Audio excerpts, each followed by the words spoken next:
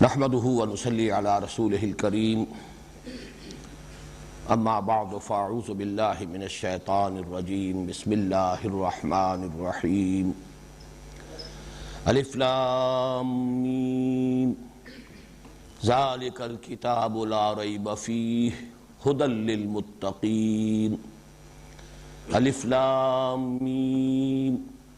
ذلك الكتاب لا ريب فيه هدى للمتقين الذين يؤمنون بالغيب ويقيمون الصلاة ومما رزقناهم ينفقون والذين يؤمنون بما أنزل إليك وما أنزل من قبلك وبالآخرة هم يوقنون أولئك على هدى من ربهم وأولئك هم المفلحون إن الذين كفروا سواء عليهم أأنذرتهم أم لم تنذرهم لا يؤمنون ختم الله على قلوبهم وعلى سمعهم وعلى أبصارهم غشاوة وَلَهُمْ عَذَابٌ عَظِيمٌ صدق اللہ العظیم رب اشرح لي صدری ويسر لي امری واحلل عقدۃ من لسانی یفقهوا قولی اللہم ربنا الہمنا رشدنا واعذنا من شرور انفسنا اللہم ارنا الحق حقا وارزقنا اتباعه وارنا الباطل باطلا وارزقنا اجتنابه اللہم ربنا اجعلنا من عبادك المفلحین اللہم اجعلنا من عبادك المفلحین اللہم انا نعوذ بک من النار اللہم انا نعوذ بک من عذابک وسخطک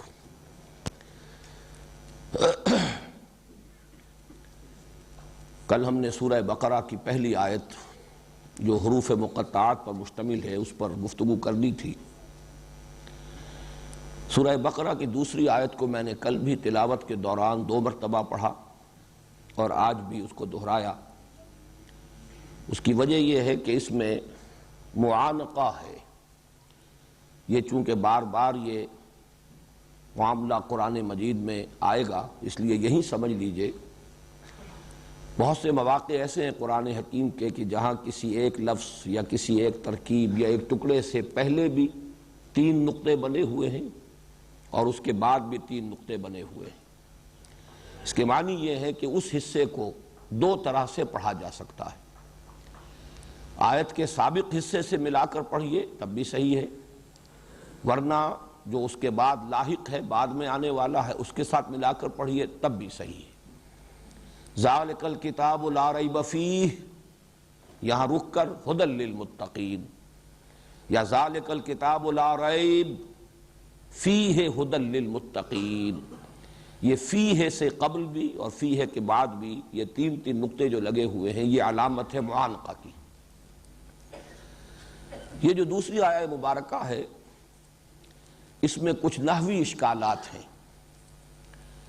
جہاں تک ترجمے کا تعلق ہے اگرچہ اس کے ضمن میں کوئی اختلاف نہیں ہے، ذالک الکتاب لا ریب فیہ، یہ وہ کتاب ہے، اس میں کوئی شک نہیں ہے، یہ ہدایت ہے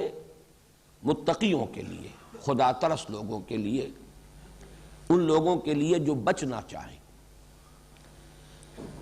یا یہ وہ کتاب ہے بلا شک و شبہ، اس میں ہدایت ہے متقیوں کے لیے، بچنے والوں کے لیے۔ یہ معانقے سے جو دونوں امکانات پیدا ہوئے وقف کے، ان کے اعتبار سے جو ترجمے میں تھوڑا سا فرق واقع ہو جائے گا وہ میں نے واضح کر دیا۔ ظاہر بات ہے کہ اس میں قرآن حکیم کا تذکرہ ہو رہا ہے اس آیہ مبارکہ میں، تو جو نوٹ کرنے کی بات یہ ہے کہ جب یہ ہم پڑھتے ہیں تو قرآن حکیم مصحف ہمارے سامنے ہے، اور ذالکہ یہ کہا جاتا ہے کہ یہ اشارہ بعید ہے، ھذا اشارہ قریب اور ذالکہ اشارہ بعید، لیکن یہاں یہ سامنے کی جو رکھی ہوئی کتاب ہے اس کو پڑھتے ہوئے جب ہم ذالکہ کا لفظ پڑھتے ہیں اشارہ بعید کے لیے تو اس میں کچھ سوالات پیدا ہوتے ہیں۔ تو اس کو سمجھ لیجئے کہ اگرچہ علم صرف میں تو یہی بات پڑھائی جائے گی کہ یہ اشارہ بعید ہے، یہ اشارہ قریب ہے، لیکن یہ بعید اور قریب کے استعمالات اور اس سے پھر معنی اور بیان میں جو مختلف آراء وجود میں آتی ہیں، ان میں یہ بھی ہے کہ اگر کسی شے کا تذکرہ پہلے کیا جا چکا ہو دوران گفتگو، یا کوئی شے ایسی ہو کہ جس کا ذہن میں تصور موجود ہو، تو اس کی طرف اشارہ ذالکہ سے کریں گے۔ اور دوسرے یہ کہ بسا اوقات کسی چیز کی تعظیم کے لیے بھی اشارہ قریب کو سمجھا جاتا ہے کہ مناسب نہیں ہے، یہ کے اندر تعظیم کا پہلو نہیں، وہ اس میں ایک تعظیم کا پہلو ہے، تو یہ دونوں مفہوم سامنے رہیں تو پھر ذالکہ کا یہاں استعمال بہت مناسب ہے۔ یہ وہ جو ہے اسی مفہوم میں ہمارے ہاں بھی الفاظ مستعمل ہیں، آن حضرت۔ اب آن جو ہے یہ این کے مقابلے میں اشارہ بعید ہے، این یہ حاذا، اور آن وہ یہ اشارہ بعید ہے، لیکن یہ آن حضرت، آن حضور، یا یہ کہ ایک جو ہماری قدیم زبان ہے جو لٹریری زبان ہے، اس میں جب خطوط وغیرہ لکھے جاتے تھے تو آن محترم آپ نہیں کہتے تھے کہ آپ سے میں یہ عرض کرتا ہوں، آن محترم سے یہ گزارش ہے، آن جناب سے یہ گزارش ہے۔ تو یہ الفاظ بھی در حقیقت اسی مفہوم میں، جس مفہوم میں کہ یہاں ذالکہ کا لفظ تعظیم کے طور پر آ رہا ہے، ایسے ہی وہ فارسی کا آن جو ہے یہ بھی تعظیم کے طور پر، آن جناب، آن محترم، آن حضور۔ ذالک الکتاب، یہ وہ کتاب ہے۔ اب یہاں الکتاب جو ہے الف لام اس پر لگا ہوا ہے، اس سے یہ معرفہ بن گیا، اور معرفہ یقیناً اب یا تو یہ کہ الف لام کا ایک فائدہ ہوتا ہے کہ وہ استغراق، تمام چیزوں کا احاطہ کرنے والا، یا لام جنس، وہ یہ نہیں ہے، یہ لام عہد ہے، کسی کتاب کا تصور ذہن میں موجود ہے، اس اعتبار سے ترجمہ کیا جاتا ہے اور صحیح ہے، یہ وہ کتاب ہے، یا یہ کتاب موعود ہے، یہ وہ کتاب ہے، اس میں اشارہ ہو جائے گا جس کا تم نے خود درخواست کی، اہدنا الصراط المستقیم میں تم نے جو سوال کیا، یہ اس سوال کا جواب ہے اس کتاب میں، یہ وہ کتاب ہے، یا یہ وہ کتاب ہے جس کے بارے میں پیشین گوئی موجود تھی تورات میں۔ یہ میں عرض کر چکا ہوں جب تعارف قرآن کے ضمن میں کچھ گفتگو ہو رہی تھی کہ تورات کی جو کتاب استثناء ہے اس میں ایک پیشین گوئی موجود ہے ان الفاظ میں۔ حضرت موسیٰ علیہ السلام سے خطاب کرتے ہوئے اللہ تعالیٰ نے فرمایا تھا کہ میں ان کے لیے، یعنی بنی اسرائیل کے لیے، ان کے بھائیوں میں سے تیرے مانند ایک نبی اٹھاؤں گا۔ اب یہاں خطاب ہے حضرت موسیٰ سے، یعنی اے موسیٰ تمہارے مانند میں ایک نبی اٹھاؤں گا ان کے لیے، ان کے بھائیوں میں سے، اور بھائیوں سے مراد ہو سکتا ہے بنی اسرائیل کے بھائی بنی اسماعیل ہیں، حضرت ابراہیم علیہ السلام کے بیٹے اسماعیل، ان سے یہ نسل ہے قریش جن میں حضور صلی اللہ علیہ وسلم کی بعثت ہوئی، اور پھر ان کے پوتے یعنی حضرت اسحاق کے بیٹے حضرت یعقوب، ان سے وہ دوسری شاخ چلی نسل کی، وہ بنی اسرائیل کہلاتے ہیں۔ تو میں ان کے لیے، ان کے بھائیوں میں سے تیرے مانند ایک نبی اٹھاؤں گا جس کے منہ میں اپنا کلام ڈالوں گا، وہ جو بات کہے گا میرے نام سے کہے گا۔ یہ جو پیشین گوئی ہے در حقیقت قرآن مجید کے بارے میں، تو گویا کہ یہاں اشارہ ہو رہا ہے ذالک الکتاب، یہ وہ کتاب ہے، یہ کتاب موعود ہے، یا یہ کتاب ہدایت ہے جس کی تم نے درخواست کی، اہدنا الصراط المستقیم۔ تو الف لام کے اضافے سے یہ اضافی معنی پیدا ہو گئے۔ لا ریب فیہ، اس میں کوئی شک نہیں۔ لا ریب فیہ کے دو مفہوم لیے گئے ہیں، ایک تو اس میں کوئی شک نہیں، یعنی اس میں کوئی بات ایسی نہیں ہے جو قابل شک ہو۔ یہ کتاب کل کی کل یقینی ہے، یقینی امور پر مشتمل ہے۔ یہ دعویٰ بہت بڑا ہے، دنیا میں شاید ہی کوئی کتاب اور ایسی ہو کہ جس کا آغاز اس دعوے کے ساتھ ہوتا ہو، اور یہ تو دنیا نے مانا ہے کہ کم سے کم اس پہلو سے تو کوئی شک نہیں کیا جا سکتا کہ یہ وہی کتاب ہے جو محمد نے صلی اللہ علیہ وسلم اپنی امت کو عطا کی۔ جو نہیں بھی مانتے اسے کلام اللہ، وہ بھی یہ مانتے ہیں کہ اس کا ٹیکسٹ بالکل پیور ہے، اس میں کہیں کوئی تحریف نہیں ہوئی ہے، اس میں کوئی تبدیلی نہیں ہوئی ہے، بجن سے ہی یہ وہی کتاب ہے جو محمد نے صلی اللہ علیہ وسلم اپنی امت کو عطا کی۔ ہمارا اس کے بعد اس سے مزید یقین اور ایمان یہ ہے کہ یہ وہی کتاب ہے جو اللہ نے حضور کو عطا فرمائی اور حضور نے امت کو عطا فرمائی۔ لیکن جو نہیں مانتے حضور کو نبی، وہ بھی اس درجے تک تسلیم کرنے پر مجبور ہے کہ یہ وہ کتاب ہے، یہ کتاب محفوظ ہے۔ اس لیے اس اعتبار سے اس میں کوئی شک نہیں کہ یہ وہی کتاب ہے جو محمد صلی اللہ علیہ وسلم نے اپنی امت کو عطا کی، اور ہمارے نزدیک یہ وہی کتاب ہے جو اللہ نے اپنے بندے محمد صلی اللہ علیہ وسلم پر نازل فرمایا، اس میں کوئی شک نہیں۔ دوسرے یہ کہ اس کے کتاب اللہ ہونے میں کوئی شک نہیں، یہ در حقیقت اس کا دوسرا مفہوم ہے، بلکہ بعض مفسرین نے اس پر تفصیل سے کلام کیا ہے کہ یہی زیادہ موضوع ہے۔ لا ریب فی، اس میں کوئی شے قابل شک نہیں ہے، اس میں جو امور بیان ہوئے ہیں سب یقینی ہیں، اس میں جو خبریں دی گئی ہیں سب یقینی ہیں، اس میں جو پیشین گوئیاں ہیں وہ سب یقینی ہیں، اس میں جو حقائق بیان ہوئے ہیں وہ سب یقینی ہیں، ان میں جو اوامر اور نواہی ہیں وہ بھی عقل محکم کی بنیاد پر ہیں، پختہ ہیں، محکم ہیں، یقینی ہیں۔ لیکن یہ کہ یہ دوسرا پہلو کہ یہ کتاب اللہ ہے، اس کے کتاب اللہ ہونے میں کوئی شک نہیں۔ اس طریقے سے یہ ایک ہی گویا کہ سٹیٹمنٹ بن جائے گا، ذالک الکتاب لا ریب فیہ، یہ وہ کتاب موعود ہے اور اس کے کتاب موعود ہونے میں، یا یہ وہ کتاب الہی ہے اور اس کے کتاب الہی ہونے میں کوئی شک نہیں۔ اس میں جو ترکیب نحوی ہے اس پر بھی ذرا توجہ کر لیں۔ ذالک الکتاب، ایک رائے تو یہ ہے کہ ذالکا، یہ اس میں اشارہ ہے، معرفہ ہے، یہ مبتدا ہے، الکتاب خبر ہے، خبر اول، اور لا ریب فیہ اسی کی خبر دوم ہے، اس میں کوئی شک نہیں۔ ھدی للمتقین اسی کی خبر سوم ہے، تین خبریں ہیں اور مبتدا صرف ذالکا۔ ایک رائے یہ کہ ذالک الکتاب، اشارہ مشار الیہ مل کر یہ مبتدا ہے اور باقی خبر ہے، لا ریب فیہ یہ خبر ہے، خبر اول، ھدی للمتقین خبر دوم۔ ایک اور رائے بھی ہے کہ اس سے پہلے مبتدا محذوف ہے، ھذا ذالک الکتاب، یہ ہے وہ کتاب، اور اس کے بعد لا ریب فیہ، یہ گویا کہ اس کے لیے بدل کے طور پر، صفت کے طور پر، یہ ہے وہ کتاب جس میں کوئی شک نہیں، جس کے کتاب الہی ہونے میں کسی شک و شبہ کی گنجائش نہیں۔ ھدی للمتقین، اس پر میں تعارف قرآن مجید کے ضمن میں گفتگو کر چکا ہوں۔ یہ ہدایت ہے، رہنمائی ہے،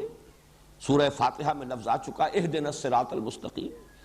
ہم ہدایت کی درخواست کرتے ہیں، یا جیسا کہ میں تفصیلاً عرض کر چکا ہوں سورہ فاتحہ کے ضمن میں کہ ایک سلیم الفطرت، سلیم العقل انسان ایمان کے بنیادی حقائق تک تو خود پہنچ جاتا ہے۔ اس میں یہ کہ بہرحال ضرورت ہوتی ہے یقین کی گہرائی کی، وہ انبیاء اور رسولوں کے بغیر ممکن نہیں،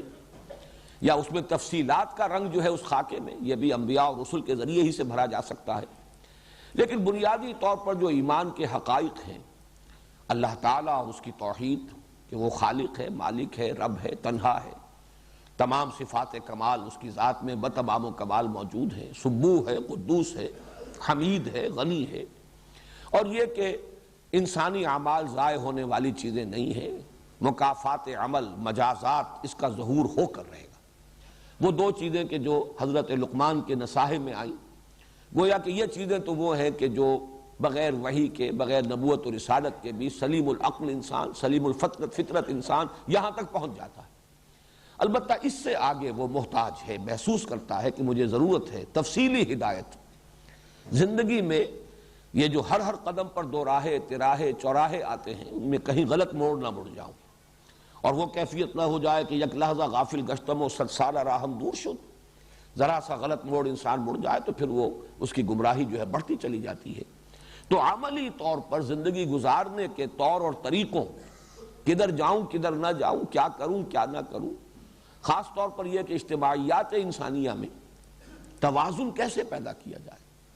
فرد اور اجتماعیت کے مابین حقوق و فرائض کا توازن کیا ہو، مرد اور عورت کے حقوق و فرائض کے مابین توازن اور اعتدال کی شکل کیا ہو، عدل بھی ہو، انصاف بھی ہو، اعتدال بھی ہو، توازن بھی ہو۔ اسی طرح سرمایہ اور محنت کے درمیان توازن اور اعتدال اور عدل جو ہے کیسے ہو،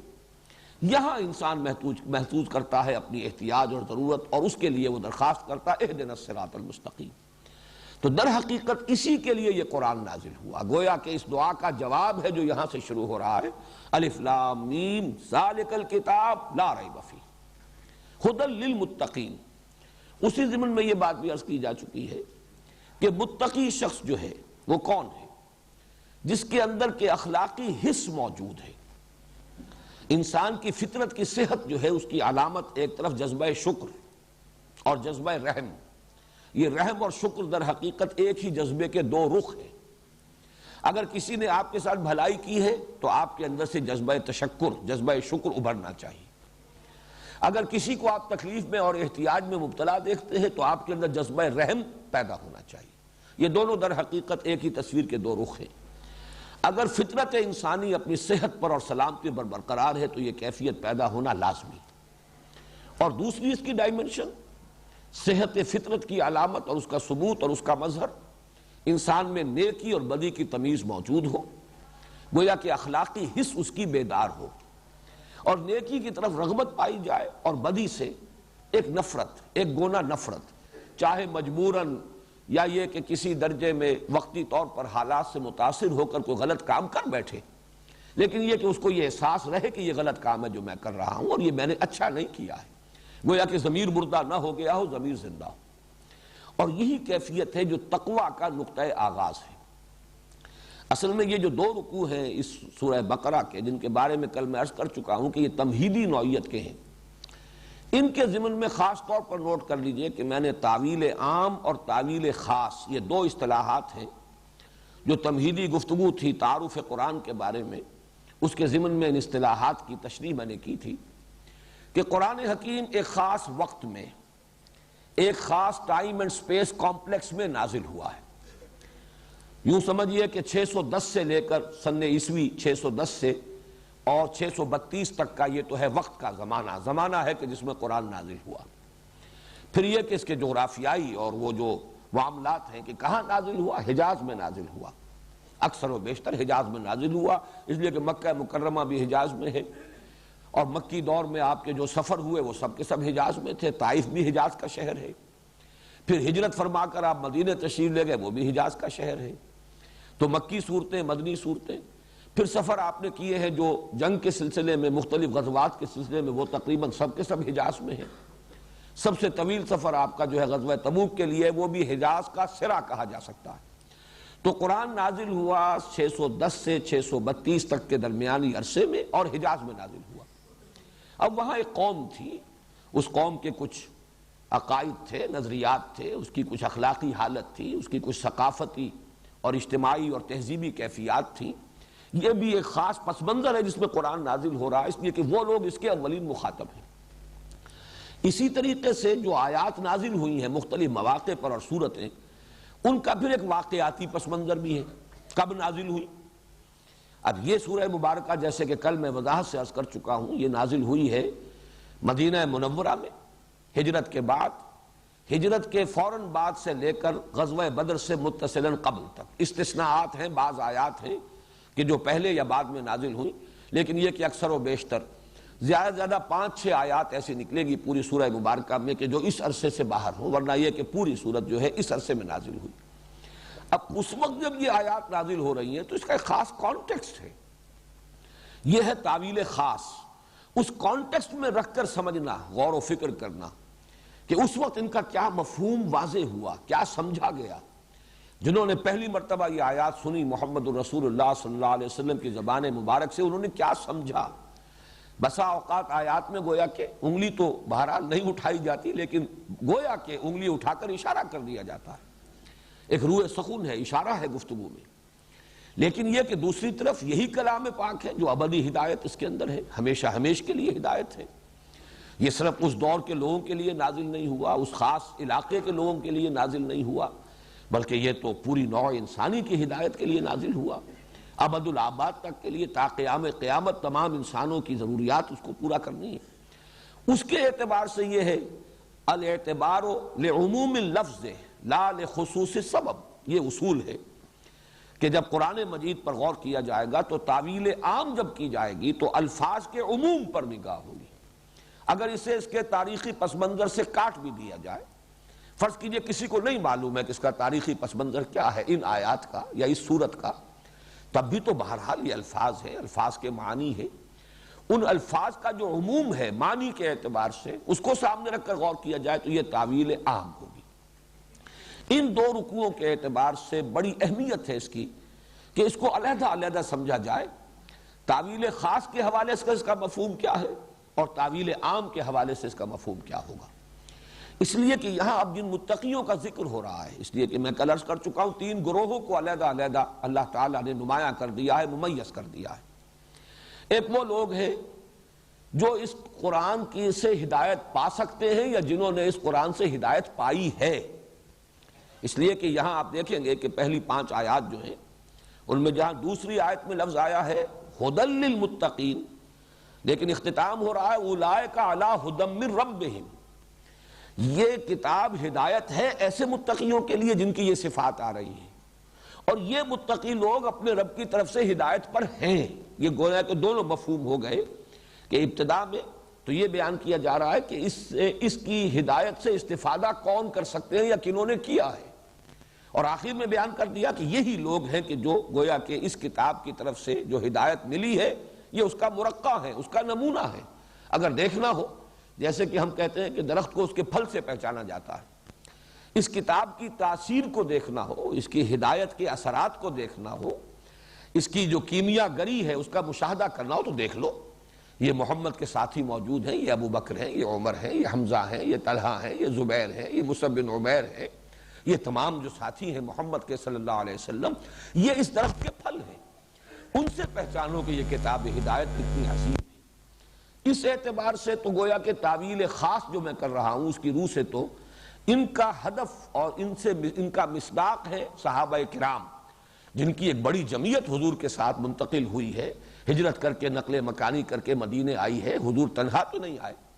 بلکہ آپ کے علم میں ہے کہ اکثر صحابہ جو ہیں وہ تو پہلے تشریف لا چکے ہیں مدینہ منورہ میں. حضور نے کافی پہلے اجازت دے دی تھی صحابہ کو کہ چلے جاؤ، اور خود منتظر رہے یہاں تک کہ واضح اور صریح اجازت اللہ تعالیٰ کی طرف سے آ گئی، تب پھر آپ نے سفر کیا ہجرت کا. تو یہ گروہ ہے کہ جو پہنچ گیا مدینے میں،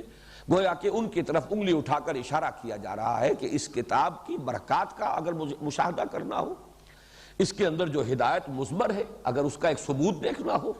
تو دیکھ لو یہ صحابہ کی جماعت موجود ہے. یہ تو ہوئی تعویل خاص. اور تعویل عام کیا ہوگی کہ ہمیشہ ہمیش کے لیے بھی اس کتاب سے اگر کسی کو ہدایت پانی ہے تو اس کی کچھ شرائط ہے. جب تک یہ شرائط پوری نہیں کی جائیں گی اس کتاب کی ہدایت سے انسان استفادہ نہیں کر سکے گا. وہ بھینس کے آگے بینگ بجانے کے مترادف ہو کر رہ جائے گی یہ کتاب. اس لیے کہ یہ شرائط ہوں گی تو استفادہ ہوگا. اس اعتبار سے صرف لفظ تقوی پر غور کیجئے کہ ھدی للمتقین، تقوی کی اصل اساس کیا ہے؟ تقوی بنا ہے وقا یقی سے. وقا کے معنی بچانا، اسی سے وہ فعل امر ہے جو اس دعا میں ہے وقنا عذاب النار. اگرچہ فعل امر صرف قے ہے، واو تو اس میں حرف عطف ہے، لیکن یہ کہ عام طور پر وہ وقا سے شاید زیادہ لوگ سمجھ لیں، یاد رہ جائے. وقنا عذاب النار ہمیں بچا آگ کے عذاب سے. لیکن یہ کہ اس سے جب باب افتعال میں مصدر آتا ہے ابتقا واو کے ساتھ، وقا سے ابتقا بنے گا، لیکن وا اور تا جو ہے یہ مل کر اتقا، تے پر اب تشدید ہو گئی. اتقا کے معنی بچنا. یہ اس کا لغوی مفہوم ہے بنیادی، بچنا، بچنے کی خواہش رکھنے والے. کس چیز سے بچنا؟ یعنی وہی جو بات میں نے عرض کی تھی کہ جن کی فطرت صحت پر قائم ہے، پرورٹ نہیں ہوئی،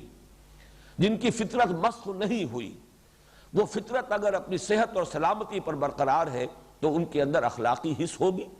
وہ پہچانیں گے کہ یہ نیکی ہے، یہ بدی ہے، اور بدی سے بچنا چاہیں گے. یہ جن کے اندر جذبہ ہے گویا کہ وہ طالب ہدایت ہے.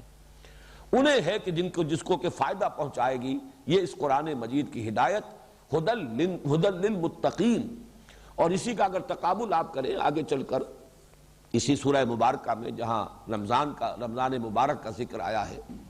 شہر رمضان الذی انزل فیہ القرآن ھدی للناس وبینات من الہدی والفرقان، تو وہاں ھدی للناس تمام لوگوں کے لیے ہدایت. اور کل جو میں نے آپ کو سنائی تھی سورہ آل عمران کے آغاز میں بھی ھدی للناس تمام لوگوں کے لیے ہدایت. اب ان دونوں میں بھی بلکہ مجھے یاد آ گیا کہ ستیارتھ پرکاش نامی ایک کتاب لکھی گئی تھی، اب آج سے یہ 60-70 سال قبل کی بات ہے. وہ سوامی کہلاتے ہیں ہندوؤں کے، دیانند سرسوتی. ان کا جو 14واں باب تھا اس کتاب کا اس میں قرآن مجید پر اعتراضات تھے. ان میں سے ایک اعتراض بڑا یہ تھا کہ یہ عجیب کتاب ہے، ھدی للمتقین، متقیوں کے لیے ہدایت. تو متقی تو پہلے ہی پرہیزگار ہیں، خدا ترس ہیں، نیک ہیں، تقویٰ کے معنی یہ ہے متقی انسان. اب اسے ہدایت کی کیا ضرورت ہے؟ ہدایت کی ضرورت ہے گمراہوں کو، بھٹکے ہوئوں کو، جو کہیں تلاش حق میں ابھی سرگرداں ہوں ان کو. یہ ھدی للمتقین، پہلے ہی سے تقویٰ کسی کے پاس ہے تو اسے ہدایت کی ضرورت کیا ہے؟ تب اس کو سمجھ لیجئے کہ اس تقویٰ کا اصل میں یہ کتنا براڈ سپیکٹرم ہے. متقی کے معنی ہوں گے جس میں اخلاقی حس برقرار ہے، اور یہ اخلاقی حس کا برقرار ہونا، نیکی اور بدی میں تمیز، یہ گویا کہ اس کی صحت فطرت کی علامت ہے.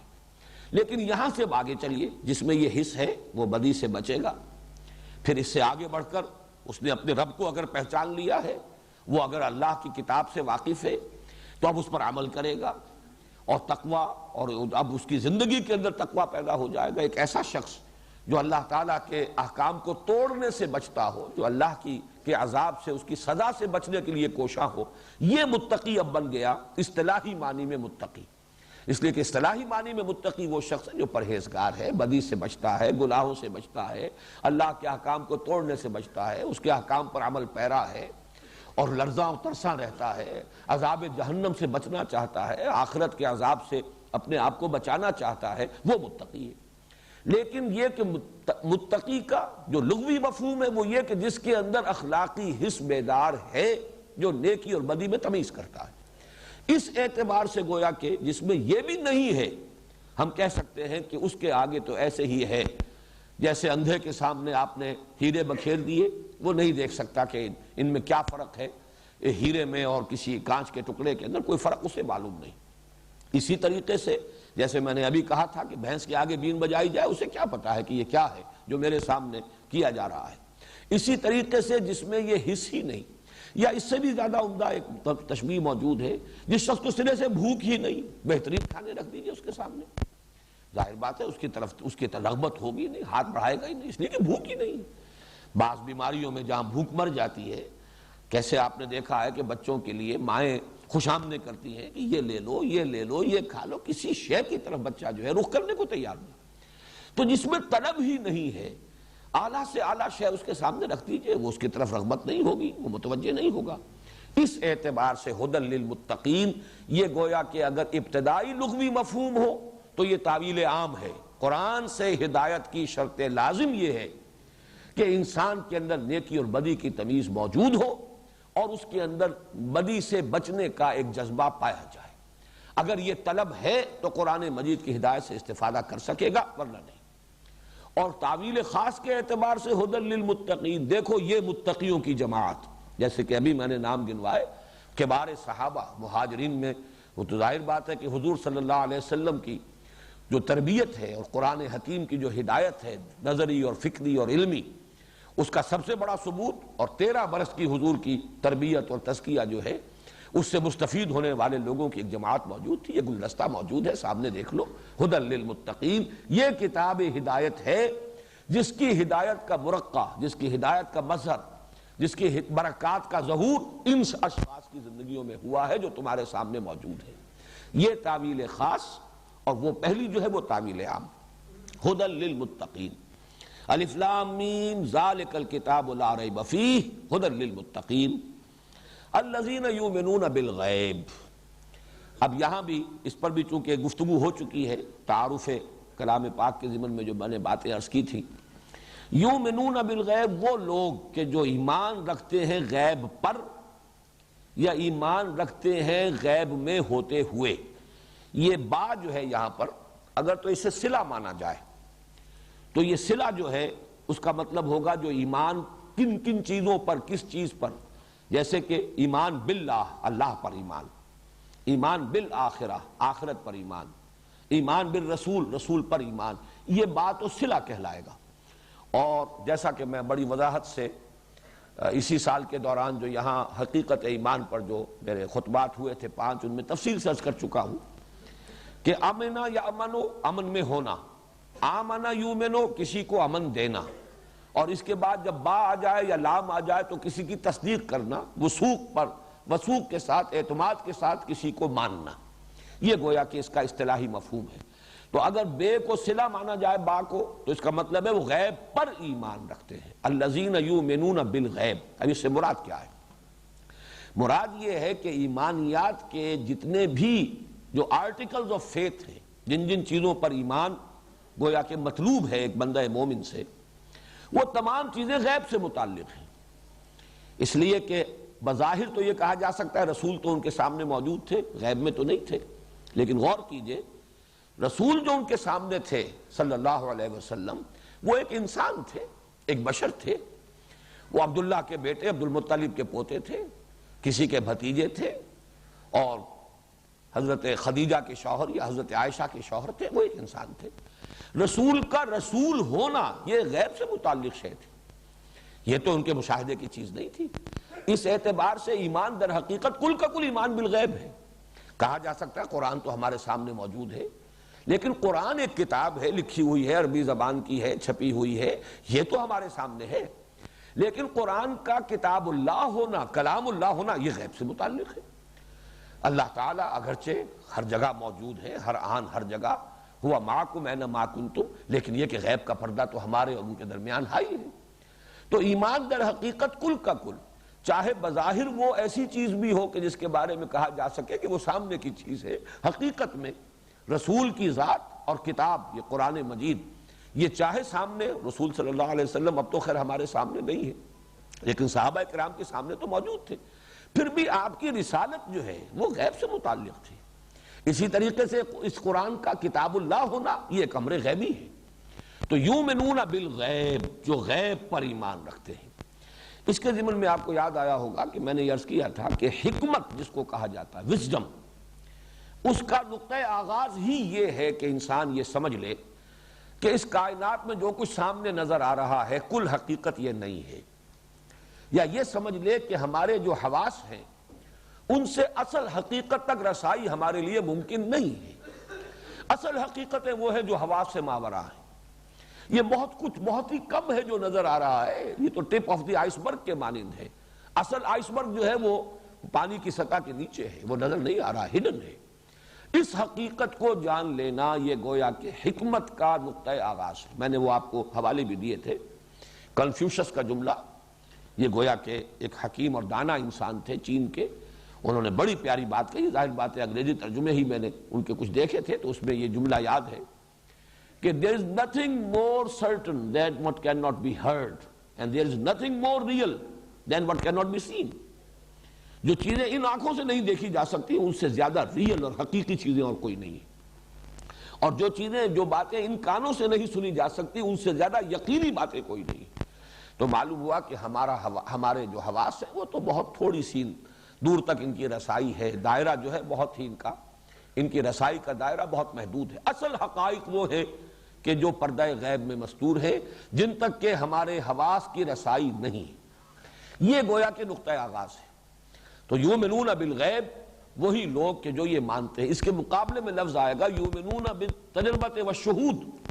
آج کی دنیا جو ہے، آج کے انسان کا جو اصل ذہن کا تانا بانا بنا ہے اس کے فکر کا، میرا جو کتاب چاہ اسلام کی نشت ثانیہ کرنے کا اصل کام، اس کے آغاز میں نے اسی پر بحث کی ہے۔ آج کا انسان جو ہماری یہ سائنٹیفک ایرا ہے اور اس کی جو سویلائزیشن ہے، اس کی بنیاد جس فکر پر ہے وہ یہ ہے کہ ماورائی حقائق ہوں گے، ہم نفی نہیں کرتے، ہوگا کوئی خدا، شاید کوئی creator who, we don't know, لیکن چونکہ ہم نہ چھو سکتے ہیں، نہ دیکھ سکتے ہیں، نہ ہمارے حواس کی وہاں تک رسائی ہے، لہذا ہم نہیں کہہ سکتے کہ ہے، شاید ہو شاید نہ ہو۔ کوئی موت ہے کہ بعد بھی زندگی ہے، ممکن ہے ہو، ممکن ہے نہ ہو، ہم کوئی بات نہیں کہہ سکتے، اس لیے کہ کسی نے موت کی سرحد کے پار جھانک کر نہیں دیکھا اور کسی نے واپس آ کر خبر نہیں دی۔ اسی طریقے سے روح کوئی شے ہے یا نہیں، جسم تو ہے، ہم ڈسیکٹ کرتے ہیں، اس کی فزیولوجی، اس کے مختلف اعضاء کا جو بھی وظائف الاعضاء کا علم ہے وہ بھی ہمارے سامنے ہے، اناٹمی فزیولوجی ہم جانتے ہیں، لیکن روح بھی کوئی شے ہے ہم نہیں کہہ سکتے۔ اب یہ تمام جو ہے کہ ان چیزوں کو ماورائی حقیقتوں پر سے توجہ ہٹ گئی، ہوں گی یا نہیں ہوں گی کوئی بحث نہیں ان سے۔ اصل بحث جو ہے، اصل جو جستجو ہے، اصل جو گفتگو ہے، اصل جو دلچسپی ہے وہ اس دنیا سے ہے، اس عالم سے ہے کہ جو ہمارے حواس کی رسائی جن تک ہے۔ یہ زندگی سامنے موجود ہے، اس کا نفع بھی محسوس، نقصان بھی محسوس، اس کی لذتیں بھی انسان کو محسوس ہوتی ہیں، اس کی کلفتیں یہ بھی انسان محسوس کرتا ہے۔ یہ کائنات موجود ہے، اس کے ماوراء کوئی اور عالم ہے، کوئی عالم امر بھی ہے، ہم نہیں کہہ سکتے۔ ملائکہ کوئی ہے نہیں ہے، ہم نہیں کہہ سکتے، ہم نے دیکھا نہیں، ہمارے حواس کی گرفت میں آتے نہیں۔ جنات ہیں نہیں ہیں، ہم نہیں جانتے۔ اس طریقے سے پوری اب اس وقت کی جو سوچ ہے انسان کی، وہ تجربہ اور شہود جو ہمارے ایکسپیرینس میں جو چیز آئے اور جو ہمارے حواس کی گرفت میں ہو اور اس تک رسائی ہو سکے حواس کے ذریعے سے، وہ انسان کی دلچسپی کا، اس کی گفتگو کا، اس کی تحقیق کا، تفتیش کا، سب کا جو ہے وہ مرکز اور فوکس بن چکا ہے۔ یہاں پر قرآن مجید گویا کہ پہلے ہی نقطہ یعنی سمجھئے کہ آغاز ہی میں پہلے قدم پر واضح کر رہا ہے الذین یؤمنون بالغیب۔ اس تک جو کوئی نہیں پہنچا اس حقیقت تک، میں نے بریڈلے کا بھی حوالہ دیا تھا، اس کی بڑی مشہور کتاب ہے اپیئرنس اینڈ ریئلٹی، حقیقت کچھ اور ہوتی ہے، نظر کچھ اور آ رہی ہوتی ہے۔ تو اس اعتبار سے یہاں تک جو پہنچا ہو وہ قرآن کی ہدایت سے استفادہ کر سکے گا، یہ وہ تعویل عام ہو گئی۔ گویا کہ شرط اول یہ کہ اخلاقی حس اس کے اندر برقرار ہو، نیکی اور بدی کی تمیز موجود ہو، نیکی کی طرف رغبت فی الجملہ اور نفی سے اور بدی سے نفرت فی الجملہ موجود ہو۔ یہ ایک علامت ہے، یہ شرط اول ہے تعویل عام کے اعتبار سے قرآن کی ہدایت سے مستفید ہونے کے لیے۔ نمبر دو یہ کہ وہ حکمت جس کا نقطہ آغاز یہ ہے کہ یہی کچھ نہیں ہے، یہ عالم جو ہمارا مادی عالم ہے، جو ہمارے حواس کی، اور حواس سے ظاہر بات ہے آپ نے ٹیلیسکوپ ایجاد کر لی تو وہ بھی تو بینائی کے لیے ایک مزید ایڈ ہے، مزید اس میں اضافہ کر دیتی ہے، اس کی رسائی زیادہ ہو گئی۔ دیکھنے والی شے تو یہی آنکھ ہے، یا آپ نے مائکروسکوپ ایجاد کر لی، دیکھنے والی تو مائکروسکوپ کے تھرو بھی یہی آنکھ ہے۔ آنکھ کی ہی صلاحیت کو بڑھا دیا گیا ہے، وہ چاہے اس کو ٹیلیسکوپ کے ذریعے سے بڑھا دیا گیا ہو فاصلے کے اعتبار سے، اور مائکروسکوپ کے ذریعے سے بڑھا دیا گیا ہو اس کی تفاصیل اور اس کی باریکیوں کے اعتبار سے، باقی اصل شے تو یہی آنکھ ہے۔ تو یؤمنون بالغیب، جو یہ سمجھ لیں کہ واقعہ یہ ہے کہ اصل حقائق جو ہے اس کائنات کے، کون و مکان کے، وہ تو غیب سے متعلق ہے۔ یہ مفہوم ہوا گویا کہ تعویل عام کے اعتبار سے، اور تعویل خاص وہ ظاہر بات ہے کہ وہ صحابہ کرام جو موجود تھے، وہ ظاہر بات ہے سب کو معلوم تھا یہ اللہ کو مانتے ہیں، آخرت کو مانتے ہیں، فرشتوں کو مانتے ہیں، جنات کے وجود کو تسلیم کرتے ہیں، وحی کو مانتے ہیں، کتاب کو مانتے ہیں، نبوت و رسالت کے قائل ہیں، بعث بعد الموت کے قائل ہیں، جنت کو مانتے ہیں، دوزخ کو مانتے ہیں، سب کو معلوم تھا وہ ایمانیات۔ اب کوئی چونکہ یہ سورہ مبارکہ نازل ہو رہی ہے جبکہ قرآن کو نازل ہوتے ہوئے 13واں برس ہے، 12 برس میں 2/3 قرآن نازل ہو چکا، جس میں کہ ساری مفصل بحثیں جو ایمان سے متعلق ہیں وہ تو آ چکی۔ اس اعتبار سے تعویل خاص جب دیکھیں گے، زمانہ نزول کے اعتبار سے اس کو خاص کانٹیکسٹ میں رکھ کر جب ان آیات پر غور کریں گے تو معلوم ہوگا کہ وہ لوگ، ان کا دوسرا وصف، وہ جماعت جو محمد الرسول اللہ صلی اللہ علیہ وسلم کی مسیحائی اور آپ کی تربیت اور تزکیے کے ذریعے سے وجود میں آئی تھی، وہ نظر آ رہا ہے وہ غیب پر یقین رکھتے ہیں، اور یقین بھی پختہ یقین، بلکہ اتنا یقین جتنا کہ اپنے حواس سے معلومات حاصل ہونے والی چیزیں ہیں وہ اتنی یقینی نہیں سمجھتے، اور وہ غیب کی جو خبریں دی ہیں محمد رسول اللہ صلی اللہ علیہ وسلم نے، ان پر ان کا یقین کہیں زیادہ ہے ان چیزوں سے کہ جو آنکھوں سے نظر آنے والی اور کانوں سے سنی جانے والی۔ دوسرا مفہوم اس کا لیا گیا ہے یہ بعض ظرفیہ، یؤمنون بالغیب یعنی غیب میں رہتے ہوئے ایمان لاتے ہیں۔ اصل میں یہ ایک بڑی عمدہ تعبیر ہے، مولانا امین حسن اصلاحی صاحب نے بہت ہی شد و مد کے ساتھ یہ دوسری رائے ظاہر کی ہے۔ عام طور پر مفسرین کی رائے وہی ہے جو میں پہلے بیان کر چکا ہوں، لیکن یہ کہ بعض ظرفیہ قرآن مجید میں اس کا بہت سا استعمال ہوا ہے۔ الذین یخشون ربہم بالغیب وہم من الساعۃ مشفقون، سورہ انبیاء کی آیت نمبر 49 ہے، اپنے رب سے ڈرتے رہنا غیب میں ہوتے ہوئے۔ اب یہاں پہ بالغیب جو ہے غیب پر اس معنی نہیں ہو سکتے اس کے، الذین یخشون ربہم بالغیب، یہ ظرف کو کہ کہاں آپ ہیں، آپ غیب میں ہیں، یہ بڑا پیارا انداز ہے۔ اصل میں اللہ غائب نہیں ہے، غائب ہم ہیں، غیب میں ہم ہیں، اللہ غیب میں نہیں ہے، غیب میں ہم ہیں۔ بات تو ایک ہی ہے، ہمارے اور اللہ کے مابین غیب کا پردہ حائل ہے۔ اب یہ کہ ہم محجوب ہیں یا اللہ محجوب ہے، اللہ غیب میں ہے یا ہم غیب میں ہیں، لیکن یہ کہ یہ بڑی خوبصورت تعبیر ہے کہ غیب میں ہم ہیں۔ میں نے اپنے وہ میٹرک کے زمانے میں عربی کی ایک نظم پڑھی تھی، ہمارے نصاب میں تھی، بڑا پیارا شعر ہے اس کا، اغیب وذو اللطائف لا یغیب وارجوہ رجان لا یخیب، میں غائب ہو جاتا ہوں، میں غافل ہو جاتا ہوں، وہ لطائف والا یعنی اللہ ذو اللطائف وہ تو غائب نہیں ہوتا، وہ تو ہر جگہ ہے، ہر آن ہے، موجود ہے، وہ تو متوجہ رہتا ہے، وہ تو انتظار میں رہتا ہے۔ جیسے کہ آتا ہے کہ ہر رات کو اس کے آخری حصے میں اللہ تعالیٰ نزول فرماتے ہیں سمائے دنیا تک، اور پھر ندا ہوتی ہے کوئی مانگنے والا کہ میں اسے عطا کروں، حل من سائل فأعطیہ، حل من مستغفر فاغفر لہ، ہے کوئی کہ استغفار کرنے والا کہ میں اسے بخش دوں۔ تو ہم تو مائل میں کرم ہے، کوئی سائل ہی نہیں، راہ دکھلائیں کسے رہنم منزل ہی نہیں۔ اس اعتبار سے ہم محجوب ہیں، اصل میں ہم اپنے دھندوں میں لگے ہوئے ہیں، ہم دنیا کی دلچسپیوں میں مست ہیں، مگن ہیں، کچھ حال مست کچھ مال مست، اللہ کی طرف ہم متوجہ نہیں ہوتے۔ اس معنی میں یہ تعبیر بڑی خوبصورت ہے کہ بالغیب، غیب میں رہتے ہوئے ایمان لانا، یعنی حقائق اگر سامنے ہو تو کون ایمان نہیں لائے گا۔ اس میں گویا کہ ایک طرح سے تعریف کا پہلو ہے، ان کی تحسین کا پہلو ہے۔ یہ وہ لوگ ہیں کہ جو غیب میں ہونے کے باوجود مان رہے ہیں، اللہ کو دیکھا نہیں لیکن اللہ کو مانتے ہیں، جنت کو دیکھا نہیں جنت کی درخواستیں کر رہے ہیں، دوزخ کو دیکھا نہیں دوزخ سے پناہ طلب کر رہے ہیں۔ تمام چیزوں کو بغیر دیکھے اور غیب میں ہوتے ہوئے ماننا، یہ گویا کہ ایک تحسین کا کلمہ ہے، الذین یؤمنون بالغیب۔ اسی با ظرفیہ جو ہے، اس کی کچھ اور مثالیں بھی ہیں، سورہ ملک میں بھی ہے، ان الذین یخشون ربہم بالغیب لہم مغفرۃ واجر کبیر، وہ لوگ جو غیب میں ہوتے ہوئے اپنے رب سے خشیت اور اپنے رب سے ڈرتے رہتے ہیں، ان کے لیے مغفرت بھی ہے اور بہت بڑا اجر اور ثواب ہے۔ یا سورہ فاطر میں ہے، انما تنذر الذین یخشون ربہم بالغیب واقاموا الصلاۃ، اے نبی آپ خبردار کر سکتے تھے انہی لوگوں کو جو اپنے رب سے ڈرتے ہیں غیب میں ہونے کے باوجود۔ تو گویا کہ ہم غیب میں ہیں۔ اس کا ایک اور مفہوم لیا گیا ہے، وہ یہ ہے کہ یؤمنون بالغیب، اس میں گویا کہ ایک طرح سے اشارہ کیا جا رہا ہے منافقین کی طرف، جیسا کہ اگلے رکوع میں بات آئے گی، اب اگلے ہفتے ہم اسے پڑھیں گے۔ یہ منافق کون تھے؟ یہ مسلمانوں کی مجلس میں آ کر تو دعویٰ کرتے تھے کہ ہم ایمان رکھتے ہیں، مانتے ہیں محمد کو صلی اللہ علیہ وسلم، مانتے ہیں قرآن کو، لیکن یہ کہ جب وہ غیب میں ہوتے تھے وہ اپنی مجلسوں میں جا کر استہزاء کرتے تھے، تمسخر کرتے تھے، مذاق اڑاتے تھے۔ تو گویا کہ ان پر ایک تعریض ہے،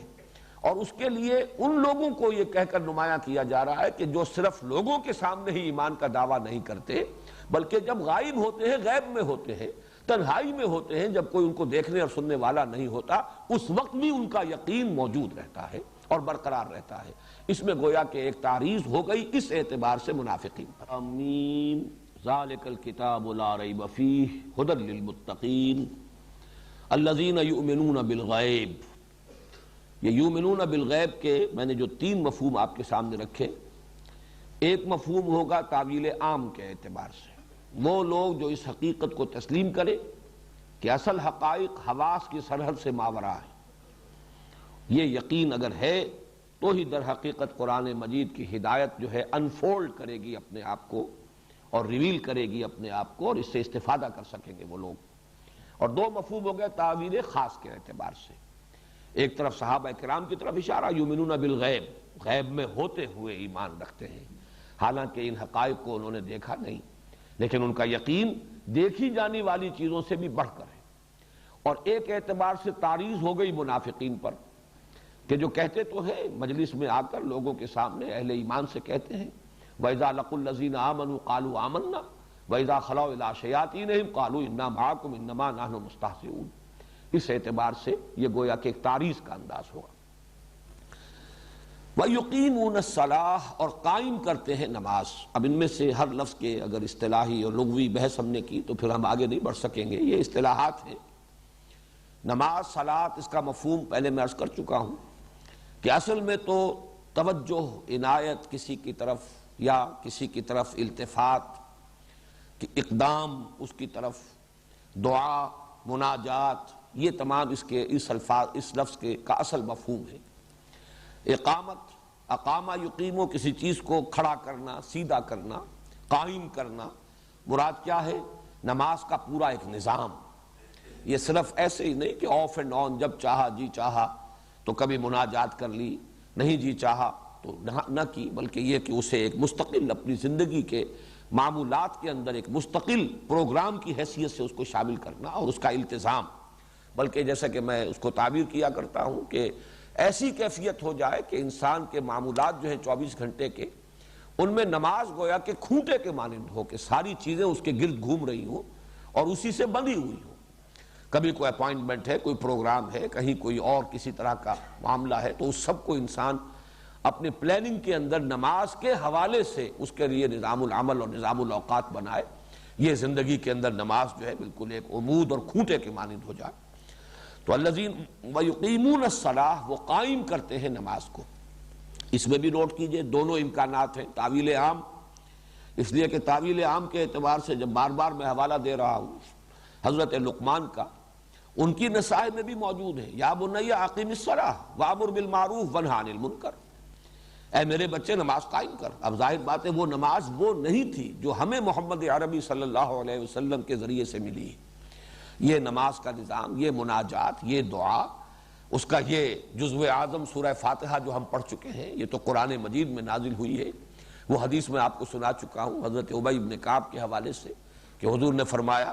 کہ ایسی صورت تو نہ تورات میں نازل ہوئی، نہ انجیل میں نازل ہوئی، نہ زبور میں نازل ہوئی، نہ ہی خود قرآن میں اس کی کوئی نظیر موجود ہے۔ اور یہ جزو اعظم ہے، الصلاۃ یہی ہے، قسمت الصلاۃ بینی و بین عبدی نصفین۔ تو ظاہر بات ہے یہ نماز کا نظام، یہ اس کے 5 وقتہ نماز، اس کے اوقات، اس کا پورا قواعد اور قوانین کا سلسلہ، اس کے قواعد و ضوابط، یہ نماز کا نظام ہے جو محمد عربی صلی اللہ علیہ وسلم نے امت کو دیا۔ صلو کما رأیتمونی اصلی کے حکم کے ساتھ نماز پڑھو جیسے کہ مجھے دیکھتے ہو کہ میں نماز پڑھتا ہوں۔ لیکن اصلاً صلاۃ کیا ہے؟ وہی سلیم الفطرت سلیم العقل انسان جب وہ پہچان لیتا ہے کوئی ہستی ہے، خالق، مالک، رب، اور اس کی طرف لوٹ کر بھی جانا ہے، اس کی طرف سے جزا یا سزا ہو کر رہے گی، تو پھر اس سے ایک تعلق، اس سے اپنا ایک ذہنی رابطہ قائم رکھنے کے لیے کوئی نہ کوئی مناجات کا نظام، جس سے کہ وہ انسان اس دنیا کی اپنی مشغولیتوں میں، معمولات میں گم ہو کر رہ جاتا ہے، بھول جاتا ہے۔ وہ جو اقبال کا شعر ہے کہ کافر کی یہ پہچان کے آفاق میں گم ہے اور مومن کی یہ پہچان کے گم اس میں ہے آفاق۔ انسان جب اپنے معمولات میں، حوائج میں، زندگی کی ضروریات میں، مشغولیات میں مصروف ہو جاتا ہے، بھول جاتا ہے، رب سے وہ ذہنی رابطہ جو ہے وہ منقطع ہونے کو قریب آ جاتا ہے۔ تو اس کو تازہ کرنے کی ضرورت ہے، پھر اس کو اثر نو جو ہے اجاگر کیا جائے، اس کے اپنے قلب کے اندر اس کے ادراک اور شعور کو زندہ کیا جائے، جس کے لیے وہ حفیظ جالندری کا شعر جو ہے مجھے بہت پسند ہے کہ سرکشی نے کر دیے دھندلے نقوش بندگی، آؤ سجدے میں گرے لوح جبیں تازہ کرے۔ یہ نماز در حقیقت ایک طریقے سے وہ کووننٹ جو ہے، جو میثاق ہے، اس کو اثر نو تازہ کرنا، رینیو کرنا۔ یہ گویا کہ دن میں 5 مرتبہ ہم اپنے اس میثاق کو، قول و قرار کو، معاہدے کو، کووننٹ جو ہے اللہ کے ساتھ، انہیں ہم رینیو کرتے ہیں، تازہ کرتے ہیں۔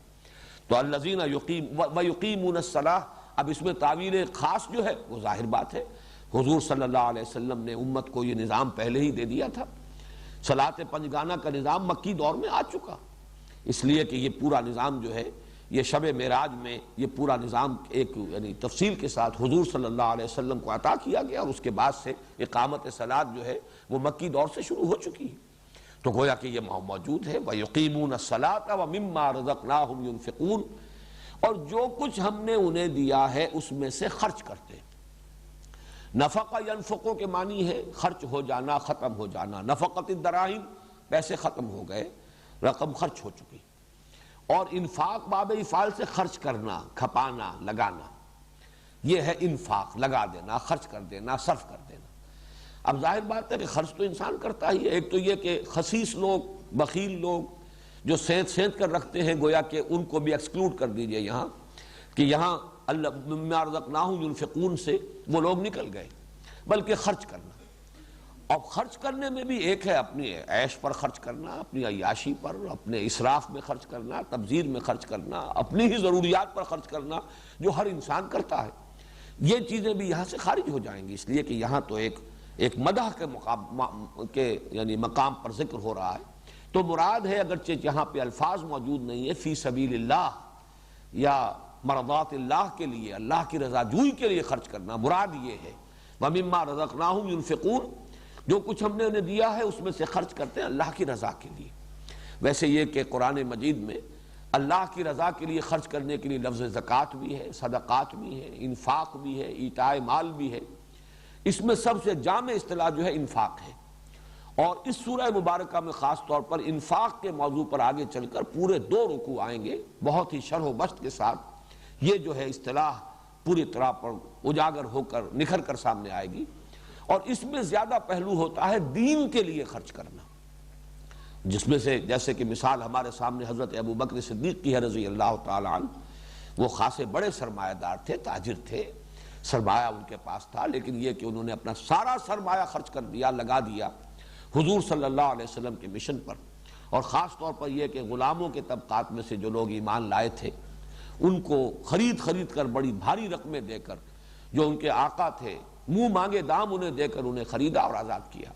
جن میں حضرت بلال رضی اللہ تعالیٰ عنہ سر فہرست تھے۔ تو یہ ان کا انفاق ہے۔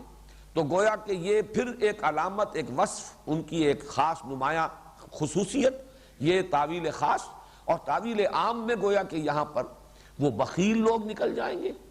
اور وہ لوگ کہ جو تبذیر پر یا صرف اسراف پر پیسہ لٹاتے ہوں اور صرف اپنے ہی لیے، اپنی ہی ضروریات پر صرف کرتے ہوں، نہیں، بلکہ یہ کہ خیر کے لیے، بھلائی کے لیے، نیکی کے لیے، غرباء کے لیے، محتاجوں کے لیے، مساکین کے لیے۔ یہ بھی در حقیقت وہ جو فطرت کی صحت ہے اس کی ایک علامتوں میں سے علامت ہے۔ جیسا کہ میں نے عرض کیا تھا کہ جہاں شکر جو ہے ایک رخ ہے، وہاں رحم،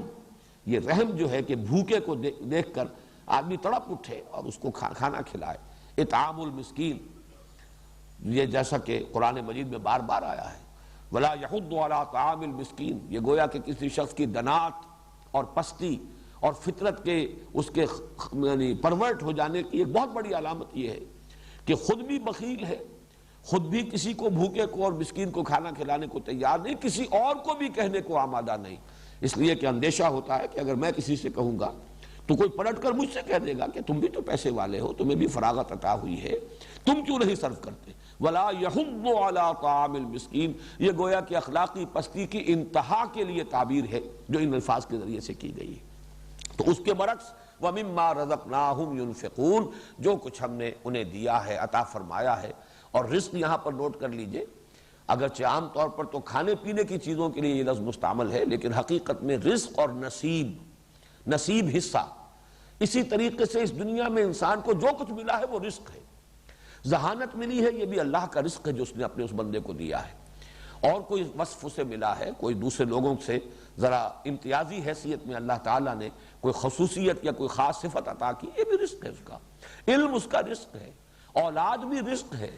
اسی طریقے سے مال اور دنیاوی اسباب جو ہے وہ بھی رزق ہے۔ وَمِمَّا رَزَقْنَاهُمْ يُنْفِقُونَ وَالَّذِينَ يُؤْمِنُونَ بِمَا أُنزِلَ إِلَيْكَ وَمَا أُنزِلَ مِن قَبْلِكَ، اور وہ لوگ کہ جو یقین رکھتے ہیں، اب یہ بے جو آ رہی ہے یؤمنون بما، با جو ہے یہ صلے کی بے ہے، والذین یؤمنون بما انزل الیک، جو ایمان رکھتے ہیں اس پر بھی جو نازل کیا گیا اے محمد آپ کی طرف، وما انزل من قبلک، اور جو نازل کیا گیا اے محمد صلی اللہ علیہ وسلم آپ سے پہلے۔ اب اس میں بھی دیکھیے تعویل خاص کے اعتبار سے اس میں ایک تعریض ہے۔ تعریض کیا ہے کہ یہود صرف اپنے اوپر جو چیزیں نازل ہوئی، تورات یا اور جو صحیفے ہیں مختلف انبیاء کے، اس لیے کہ اولڈ ٹیسٹمنٹ جسے کہا جاتا ہے اس میں بھی صرف تورات نہیں ہے، بلکہ جس شکل میں بھی ہے تحریف شدہ صورت میں بھی، اس میں پہلی 5 کتابیں ہیں وہ تورات،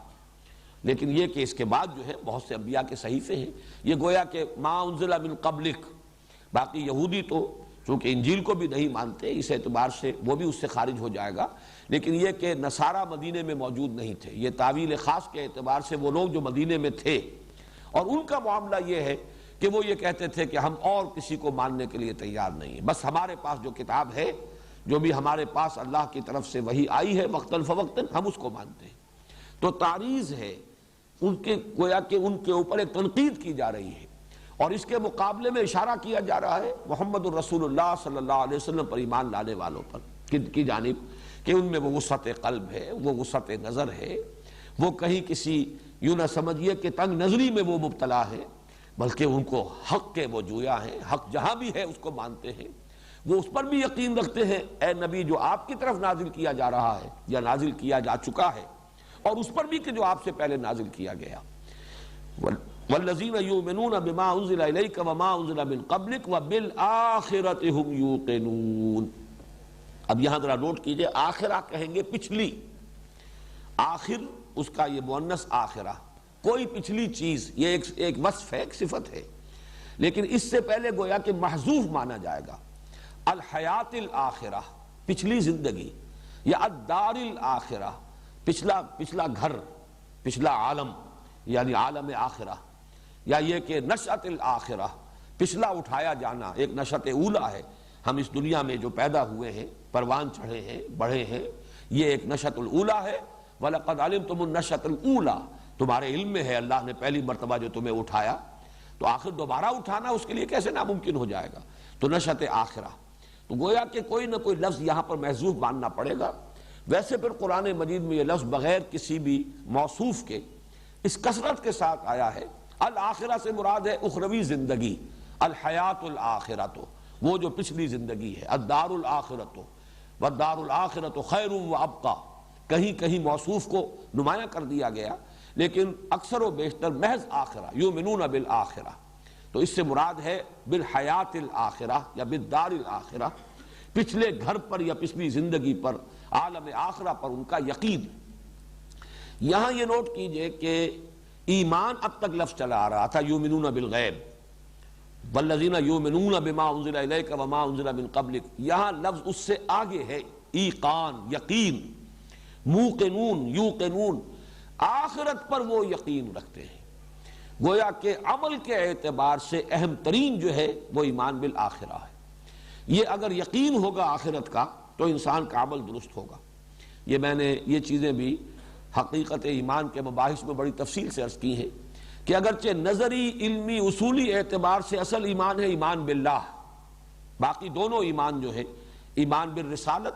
یہ بھی اللہ تعالیٰ کی صفت ہدایت پر ایمان کی توسیع ہے، ایکسٹینشن ہے۔ اسی طریقے سے آخرت،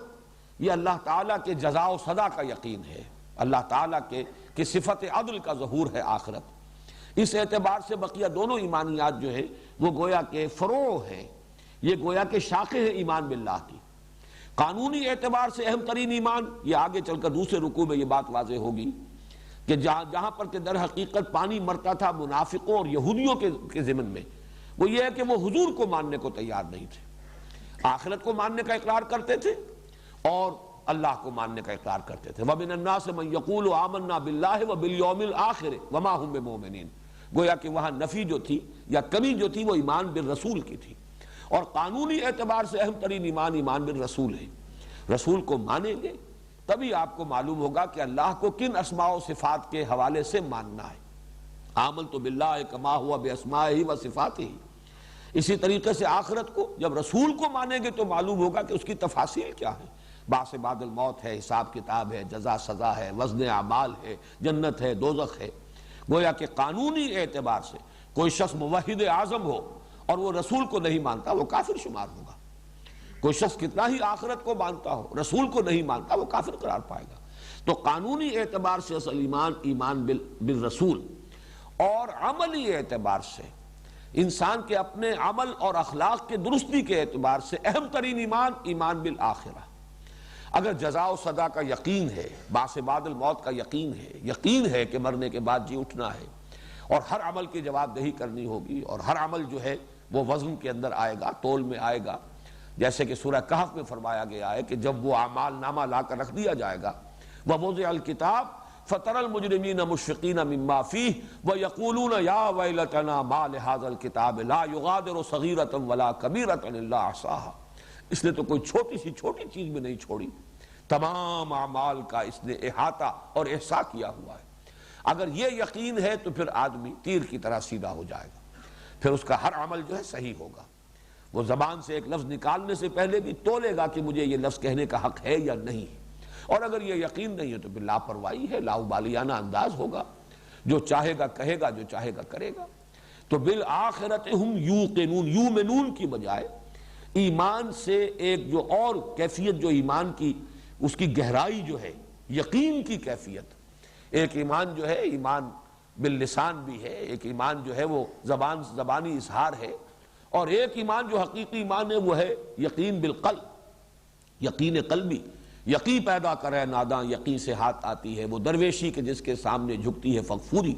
تو یہاں آخرت کے ساتھ یہ لفظ یقین آیا ہے، وَبِالْآخِرَةِ هُمْ يُوقِنُونَ، آخرت پر تو، اور اس میں جو آپ نے دیکھا ہے اصل میں تو وَهُمْ يُوقِنُونَ بِالْآخِرَةِ، اگر اس کو پیرافریز کیا جائے، اگر جملہ جو ہے جیسے کہ عام کنسٹرکشن ہوتی ہے اس میں تو یہ ہونا چاہیے وَهُمْ يُوقِنُونَ بِالْآخِرَةِ وَبِالْآخِرَةِ هُمْ يُوقِنُونَ۔ اس میں ایک تو یہ کہ ایمفیسس، تاکید، آخرت پر تو گویا کہ ان کا یقین ہے، اور ہم کو یہاں پر لا کر، حالانکہ ہم کی یہاں ضرورت نہیں ہے،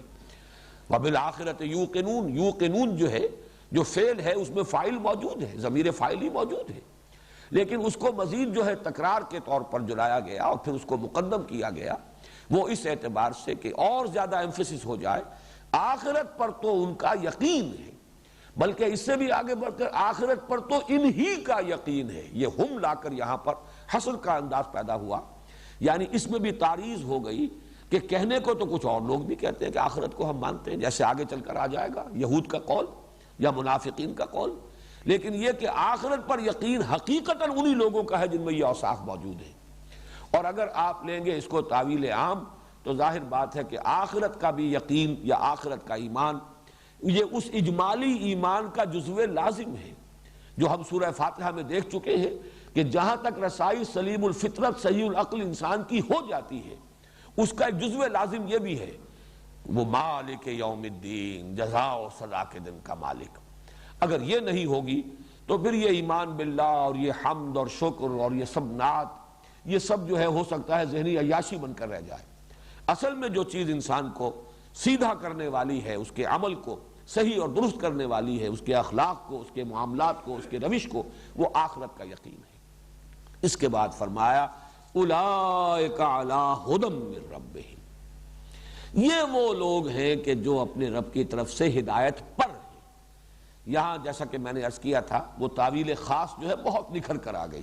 گویا کہ اشارہ اولئک، وہ لوگ دیکھو، وہ لوگ ہیں، ابو بکر ہے، عمر ہے، عثمان ہے،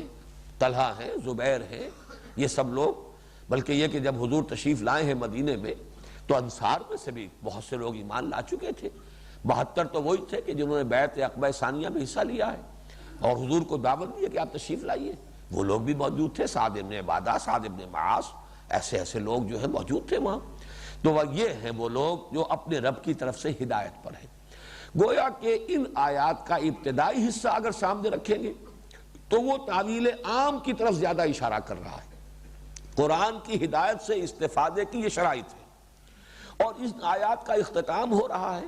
وہ تعویل خاص کی طرف زیادہ اشارہ کر رہا ہے۔ یہ ہیں وہ لوگ،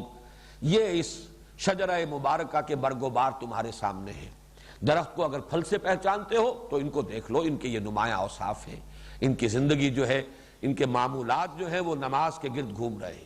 نماز ہی مرکز و محور بن چکی ان کی زندگی میں، ان کا آخرت پر یقین ان کی زندگیوں کے اندر مشاہدہ کر لو، ان کا ایمان کوئی تنگ ظرفی نہیں ہے کہ ہم تو صرف اسی کو مانیں گے جو ہم پر نازل کیا گیا، بلکہ یہ کہ جو بھی اللہ نے اس سے پہلے اتارا ہے، ان کی نگاہ وسیع، ان کا سینہ کشادہ، ان کی جو اپروچ ہے اس کے اندر کوئی تنگی نہیں ہے۔ یہ ہیں وہ لوگ جو اپنے رب کی طرف سے ہدایت پر ہے، ہدایت قرآنی کا مظہر ہے، یہ ثبوت ہے، یہ اس کی برکات کا ظہور ہے۔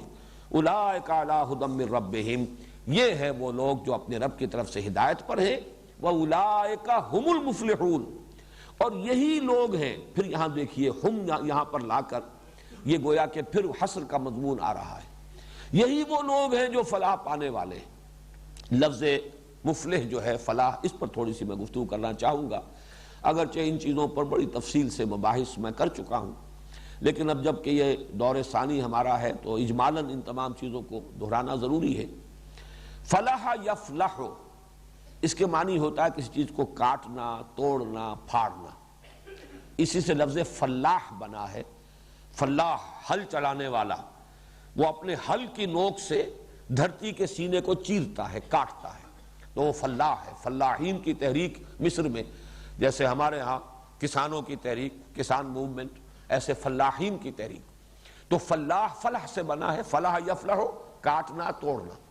اسی سے وہ محاورہ ہے ان الحدید بالحدید یفلح، لوہا لوہے ہی سے کٹتا ہے،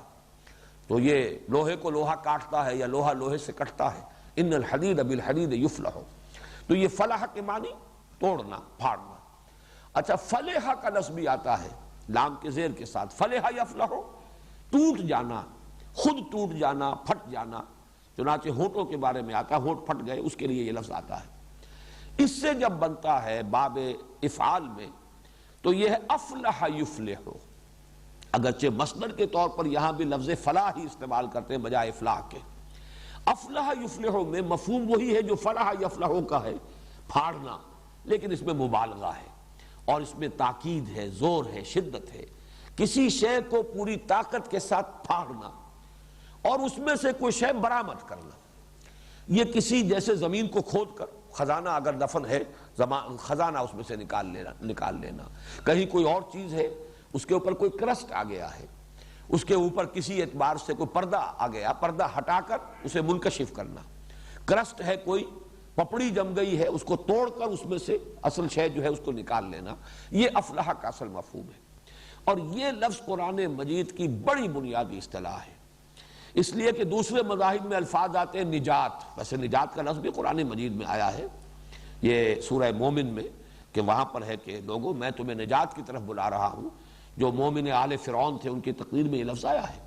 تو نجات کا لفظ بھی آیا ہے۔ اسی طریقے سے انسان کا کسی حیثیت سے بچ جانا، فائزین کامیاب ہو جانا، فائزون راشدون، یہ مختلف الفاظ آئے ہیں، لیکن فلاح کا لفظ جو ہے یہ سب سے زیادہ کثرت کے ساتھ اور انسان کی سب سے اونچی جو منزل مقصود ہے اس کی تعبیر کے لیے لفظ فلاح آتا ہے۔ اور اس کے اندر جو اصل حقیقت ہے وہ کیا ہے؟ انسان کا وجود مرکب ہے، اس کی ایک باطنی حقیقت ہے، روحانی وجود اس کا، وہ ہے اصل انسان، اس کے گرد اس کا یہ مادی خلاف ہے، یہ مادی خول ہے، اس کے اندر لپٹی ہوئی ہے وہ اصل اس کی حقیقت۔ اس مادی غلاف کو توڑ کر پھوڑ کر اس میں سے برآمد کرے گا انسان اپنی انا کو، اپنی خودی کو، اپنے روحانی وجود کو، اسے پروان چڑھائے گا۔ جیسے کہ گٹھلی پھٹتی ہے تو اس میں سے وہ دو پتیاں نکلتی ہیں، پودا پروان چڑھتا ہے، اسی طرح یہ مادی غلاف جو ہے یہ ہے جو ہمیں اپنی اصل حقیقت سے بے خبر رکھتا ہے، غافل رکھتا ہے۔ جیسے کہ سورہ حشر میں آیا ہے وَلَا تَكُونُوا كَالَّذِينَ نَسُوا اللَّهَ فَأَنسَاهُمْ أَنفُسَهُمْ، ہم یہی سمجھ بیٹھتے ہیں کہ بس یہی ہے ہمارا وجود، یہی جسم، جسمانی تقاضے، جسم کی ضرورتیں، جسم کو کوئی عارضہ لاحق ہو گیا ہے تو ہم بے چین ہیں، لیکن درد محسوس ہو رہا ہے، روح کی کوئی فکر نہیں، روح کے غذا کی کوئی اہتمام نہیں، روح کو تر و تازہ رکھنے کی کوئی کوشش نہیں، روح بیمار ہو گئی ہو، پشمردہ ہو، مزمحل ہو تو ہمیں کوئی تشویش نہیں ہوتی، اس کے لیے کوئی بھاگ دوڑ نہیں ہے، اس کے لیے کوئی علاج معالجے کی فکر نہیں ہے۔ تو یہ جملہ ہے اپنشد کا جملہ ہے بڑا پیارا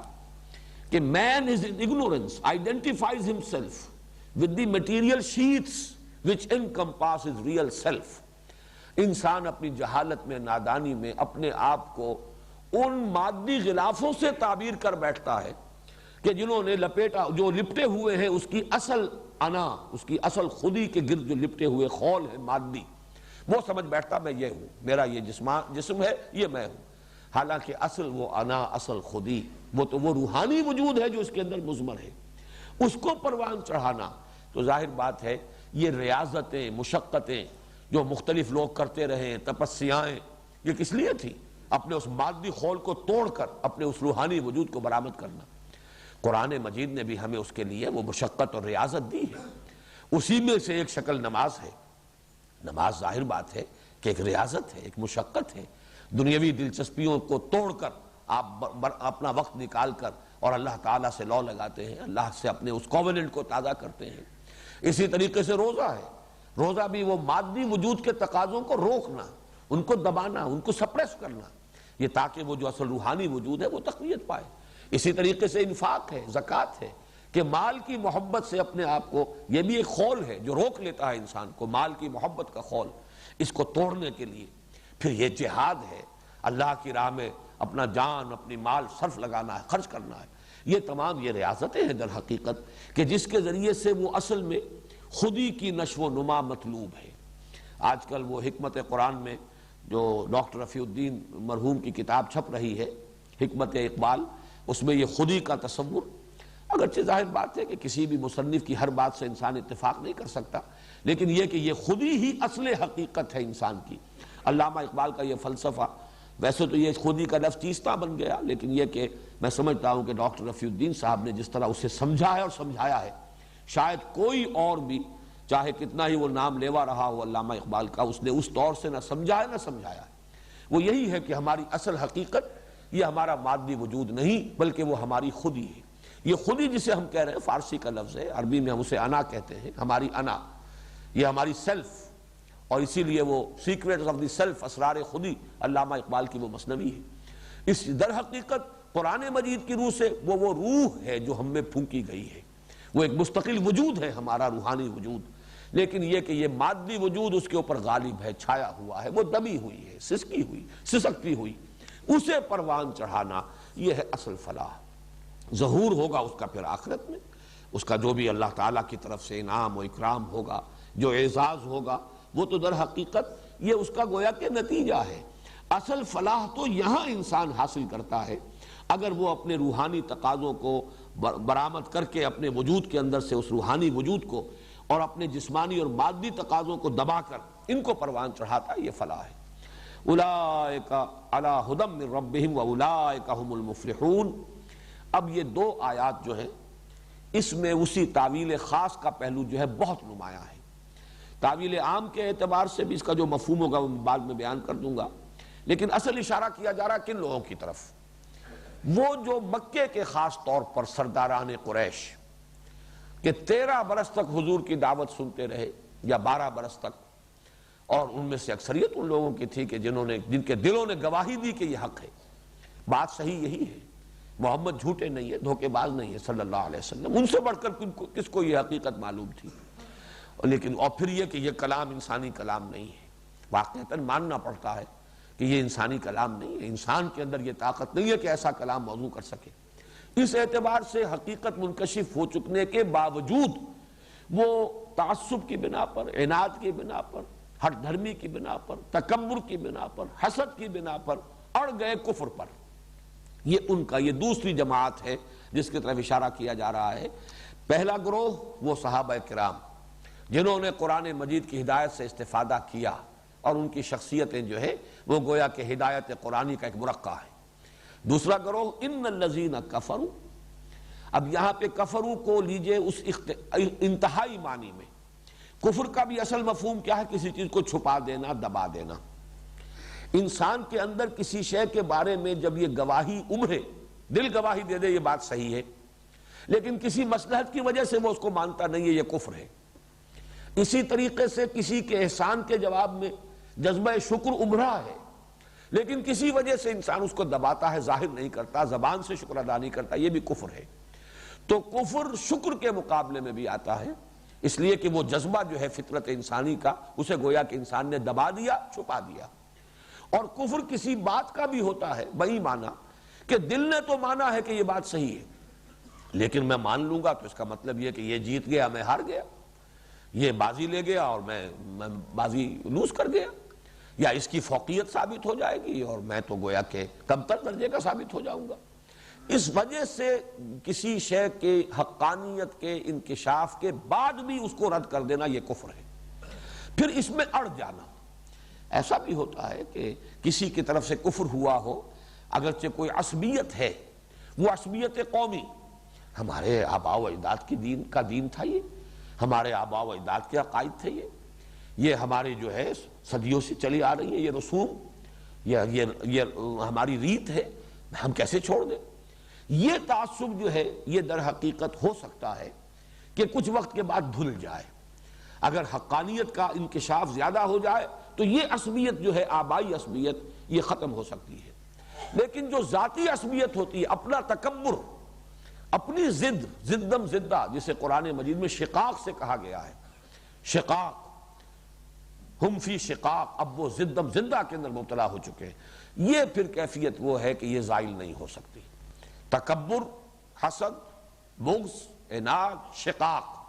اس کے بنا پر جب کفر پر کوئی اڑ چکا ہو، تو اب اس کے حق میں کوئی انذار، کوئی اس کو افہام و تفہیم، کوئی سمجھانا، کوئی دلائل سے قائل کرنا سب بے سود ہے، بیکار ہے۔ تو یہ خاص گروہ ہے جس کا کہ یہاں تذکرہ ہو رہا ہے، عام معنی میں نہیں، اس لیے کہ بے شمار لوگ وہ ہیں کہ جو اس کے بعد بھی ایمان لے آئے۔ مکے میں بھی لوگ ایسے تھے جو بعد میں ایمان لے آئے، کچھ لوگ ہیں کہ جنہوں نے ابتداءً انکار کیا۔ حضرت عمر رضی اللہ تعالی عنہ، ان کا جو انکار اور اعراض تھا میرے نزدیک وہ تعصب یا عصبیت تھی، آبائی عصبیت، آباء و اجداد کے طور طریقوں کے ساتھ ایک عصبیت کی کیفیت۔ لیکن وہ ذاتی عناد کا معاملہ اگر ہوتا تو وہ معاملہ ابو جہل کا معاملہ ذاتی عناد اور تکبر کا تھا، حسد کا تھا، اس وجہ سے وہ نہیں دھلا۔ اور حضرت عمر رضی اللہ تعالیٰ عنہ کو اگرچہ 6 سال لگ گئے۔ حضرت حمزہ کا معاملہ یہ تھا کہ اس میں وہ عصبیت بھی نہیں تھی لیکن غفلت تھی، دلچسپی نہیں ہے، کھیل کود میں، سیر شکار میں نکل گئے ہیں اور ہفتوں صحرا کے اندر، جنگلوں کے اندر، وہاں شکار کے اندر لگا رہے ہیں۔ تو چونکہ ان چیزوں کی طرف کوئی توجہ ہی نہیں تھی تو محض غفلت اس کی وجہ سے دیر لگ جائے، یا اگر تعصب یا عصبیت ہے صرف آبائی رسوم و رواج اور عقائد کی وجہ سے، یہ بھی زنگ جو ہے دھل سکتا ہے۔ لیکن جہاں ذاتی تکبر اور عناد اور ذاتی شقاق اور زدم زدہ کی کیفیت ہو تو یہ شے زائل ہونے والی نہیں ہوتی۔ اور اس کو جان لیجئے کہ یا تو یہ سرداران قریش میں سے معاملہ تھا اور یا پھر علماء یہود۔ اسی لیے اکثر مفسرین کی رائے یہ ہے کہ یہاں ان 2 آیات میں انہی دونوں گروہوں کی طرف، مکے کے قریش کے زعماء سرداران اور مدینے میں یہود کے علماء، ان کے جو مذہبی پیشوا تھے، ان الذین کفروا، یقیناً وہ لوگ جو کفر پر اڑ چکے ہیں، اب یہ ترجمہ کرنا ہوگا، جو کفر پر جم چکے ہیں، جو کفر پر ضد کی بنا پر راسخ ہو گئے ہیں، سواء علیہم انذرتہم ام لم تنذرہم، برابر ہے ان کے لیے، ان کے حق میں۔ اگرچہ اعلیٰ کا لفظ عام طور پر یہ حرف جار جو ہے یہ مخالفت کے لیے آتا ہے، لیکن حروف جار کے بارے میں یہ اصول جان لیجئے کہ ان میں عدل بدل ہو جاتا ہے، لام کی جگہ اعلیٰ اور اعلیٰ کی جگہ لام، یہ ہو سکتا ہے۔ اس لیے یہاں پہ اگرچہ لفظ اعلیٰ ہے، سواء علیہم، ان پر برابر ہے، یہاں مراد ہے سواء لہم، ان کے حق میں برابر ہے۔ انذرتہم ام لم تنذرہم لا یؤمنون، خواہ آپ انہیں انذار کریں، ڈرائیں، اور انذار کا لفظی ترجمہ اصل میں ڈرانا نہیں ہے بلکہ خبردار کرنا، وارن کرنا۔ نذیر کے معنی وارنر، خبردار کرنے والا، آگاہ کر دینے والا۔ آگے اگر کوئی گڑھا ہے اور کوئی نابینا شخص جا رہا ہے اور آپ اسے کہتے ہیں پکار کر کے دیکھنا بھائی آگے گڑھا ہے، تو یہ در حقیقت انذار ہے، یہ تخویف نہیں ہے۔ ہمارے ہاں عام طور پر لفظ انذار کا ترجمہ جو ڈرانا کر دیا جاتا ہے، لیکن حقیقت میں خبردار کرنا، وارن کرنا۔ آپ کتنا ہی انہیں وارن کریں، خبردار کریں، آخرت کی خبر سنائیں، جہنم کی وعیدیں سنائیں، اب ان کے حق میں بالکل یہ برابر ہے۔ سواء علیہم انذرتہم ام لم تنذرہم لا یؤمنون، خواہ آپ انہیں خبردار کریں اور خواہ آپ انہیں خبردار نہ کریں، یہ ایمان نہیں لائیں گے۔ ختم اللہ علی قلوبہم، مہر کر دی ہے اللہ نے ان کے دلوں پر، وعلی سمعہم، اور ان کے کانوں پر، وعلی ابصارہم غشاوہ، اور ان کی آنکھوں پر پردہ ہے۔ یہ جو ختم قلوب کا معاملہ ہے، ختم کا لفظ جو ہے اردو میں بھی جس معنی میں مستعمل ہے، کسی چیز کو ختم کر دینا، پورا کر دینا کسی کام کو، عربی میں بھی اس معنی میں یہ مستعمل ہے۔ وہ پھر بغیر صلے کے آتے ہیں، میں نے اس کو ختمت القرآن، میں نے قرآن مجید کی تلاوت پوری کر لی، یہاں پر کوئی صلہ نہیں آئے گا۔ لیکن جب صلہ آئے اعلیٰ، ختم اعلیٰ، اس کے معنی ہے کسی شے پر مہر لگا دینا، یعنی کسی چیز کو مہر بند کر دینا، اب اس میں کوئی شے شامل داخل نہ ہو سکے اور وہاں سے کوئی شے نکل نہ سکے، یہ سیل کر دینا جو ہے، تو یہ اللہ تعالیٰ نے ان کے دلوں پر سیل کر دیا ہے۔ ختم اللہ علی قلوبہم وعلی سمعہم، اور ان کے کانوں پر۔ سمع اگرچہ مصدر ہے لیکن یہ لفظ جو ہے مصدر سے آگے بڑھ کر یہ سماعت کے لیے بھی مستعمل ہوگا، اعلی سماعت جو ہے ہمارا کان، اس کے لیے بھی مستعمل ہوگا، اور جمع کے لیے بھی آئے گا اور واحد کے لیے بھی آئے گا۔ اللہ نے ان کے کانوں پر بھی مہر کر دی، یہاں مراد کان ہے۔ اسی طرح وعلی ابصارہم، بصر جو ہے وہ دیکھنا مصدر ہے، اور اسے جہاں دیکھنا، بینائی، اور اس کے ساتھ ہی دیکھنے والی شے یعنی آنکھ، اور ابصار جو ہے جمع کے صیغے میں آیا ہے آنکھوں کے لیے، ان کی آنکھوں پر پردے پڑے ہوئے ہیں۔ اللہ نے مہر کر دی ہے ان کے دلوں پر اور ان کے کانوں پر۔ اور ان کی آنکھوں پر پردے پڑے ہوئے ہیں، وَعَلَىٰ أَبْصَارِهِمْ غِشَاوَةٌ وَلَهُمْ عَذَابٌ عَظِيمٌ، اور ان کے لیے ہے بہت بڑا عذاب۔ اب یہ ختم قلب جو ہے اس کے بارے میں بھی کچھ عرض کر دوں کہ اس میں بھی وہ ستیارت پرکاش کے مصنف کو تو یقیناً اس پر بھی اعتراض ہوا ہوگا، جب اللہ ہی نے مہر کر دی تو ان کا قصور کیا ہے؟ اللہ نے مہر کر دی، ہدایت ان کے دلوں میں داخل ہو نہیں سکتی، تو پھر ان کی مذمت کس بات پر؟ ان کا قصور کیا ہے؟ تو یہ بھی قاعدہ جو قرآن مجید میں تفصیل سے آیا ہے وہ یہ ہے کہ جب لوگوں کے اندر یہ ضد اور عناد اور ہٹ دھرمی یا تعصب، تکبر، یہ چیزیں جب پیدا ہو جائیں اور اس کی وجہ سے جب اعراض کرتا ہے انسان، تو شروع میں تو وہ اس شے کو حق سمجھ کر اعراض کرتا ہے، ہوتے ہوتے اس کی اپنی ذہنیت اس طرح بست ہو جاتی ہے کہ وہ واقعتاً اب اس کے اندر صلاحیت ہی نہیں رہتی حق کو حق سمجھنے کی، وہ حقیقت کو دیکھنے کی استعداد سلب کر لی جاتی ہے۔ یہ گویا کہ، اور ویسے بھی یہ ایک فزیکل فنومینا جو ہے فزیولوجی میں بھی وہ سمجھ میں آتا ہے کہ اللہ تعالیٰ نے جو ہمارا عضو جس کام کے لیے بنایا ہے، اگر وہ کام اس سے لیا جائے گا تو وہ عضو صحیح رہے گا، سالم رہے گا، اور اگر وہ کام اس سے نہ لیا جائے تو اس میں ڈی جنریشن ہوگی، وہ چیز جو ہے وہ اس کے اندر سے وہ صلاحیت سلب ہونی شروع ہو جائے گی۔ مثلا یہ کہ یہ جوڑ ہے، اس کو اگر آپ لاک کر دیں اور اس کے اوپر پلسٹر بہت دیر تک کے لیے چڑھا رہے تو پھر یہ جو ہے جام ہو جائے گا آپ کا یہ جوڑ جو ہے، اور پھر اس کے اندر یہ صلاحیت باقی نہیں رہے گی۔ آنکھوں پر طویل عرصے تک پٹی بندھی رہے تو بینائی سلب ہو جائے گی۔ اسی طرح انسان میں اللہ تعالیٰ نے حق کو سمجھنے کی اور پہچاننے کی جو استعداد، باطنی بصیرت، ایک بصارت ہے ظاہری، اسی طرح ایک بصیرت باطنی ہے جو بھی رکھی ہے، اگر اس سے آپ کام نہیں لیں گے، اس بصیرت نے آپ کو بتایا ہے یہ صحیح ہے، یہ حق ہے، آپ نے رد کر دیا ہے، تو اگر مسلسل اس پر عمل کریں گے وہ بصیرت ہی ختم ہو جائے گی، اللہ تعالیٰ وہ صلاحیت سلب کر لے گا، اور اسی کو تعبیر کیا جاتا ہے کہ ان پر مہر ہو گئی، ختم اللہ علی قلوبہم۔ یہ ابتداء نہیں ہوتا بلکہ یہ در حقیقت نتیجہ ہے، اعراض، انکار، حق کو حق سمجھنے کے باوجود قبول نہ کرنے پر اصرار، اس کا یہ منطقی نتیجہ ہے، اس کی سزا ہے جو ملتی ہے اس دنیا میں، کہ پھر ان کے اندر حق کو پہچاننے کی صلاحیت ہی باقی نہیں رہتی۔ چنانچہ اس قاعدے کو اور اس قانون کو اللہ تعالیٰ نے سورہ صف میں بیان کیا، فَلَمَّا زَاغُوا أَزَاغَ اللَّهُ قُلُوبَهُمْ، جب وہ ٹیڑھے ہو گئے تو اللہ نے ان کے دلوں کو بھی ٹیڑھا کر دیا۔ یہ دلوں کو کج کر دینا بعد میں ہوا ہے، یہ نتیجہ ہے۔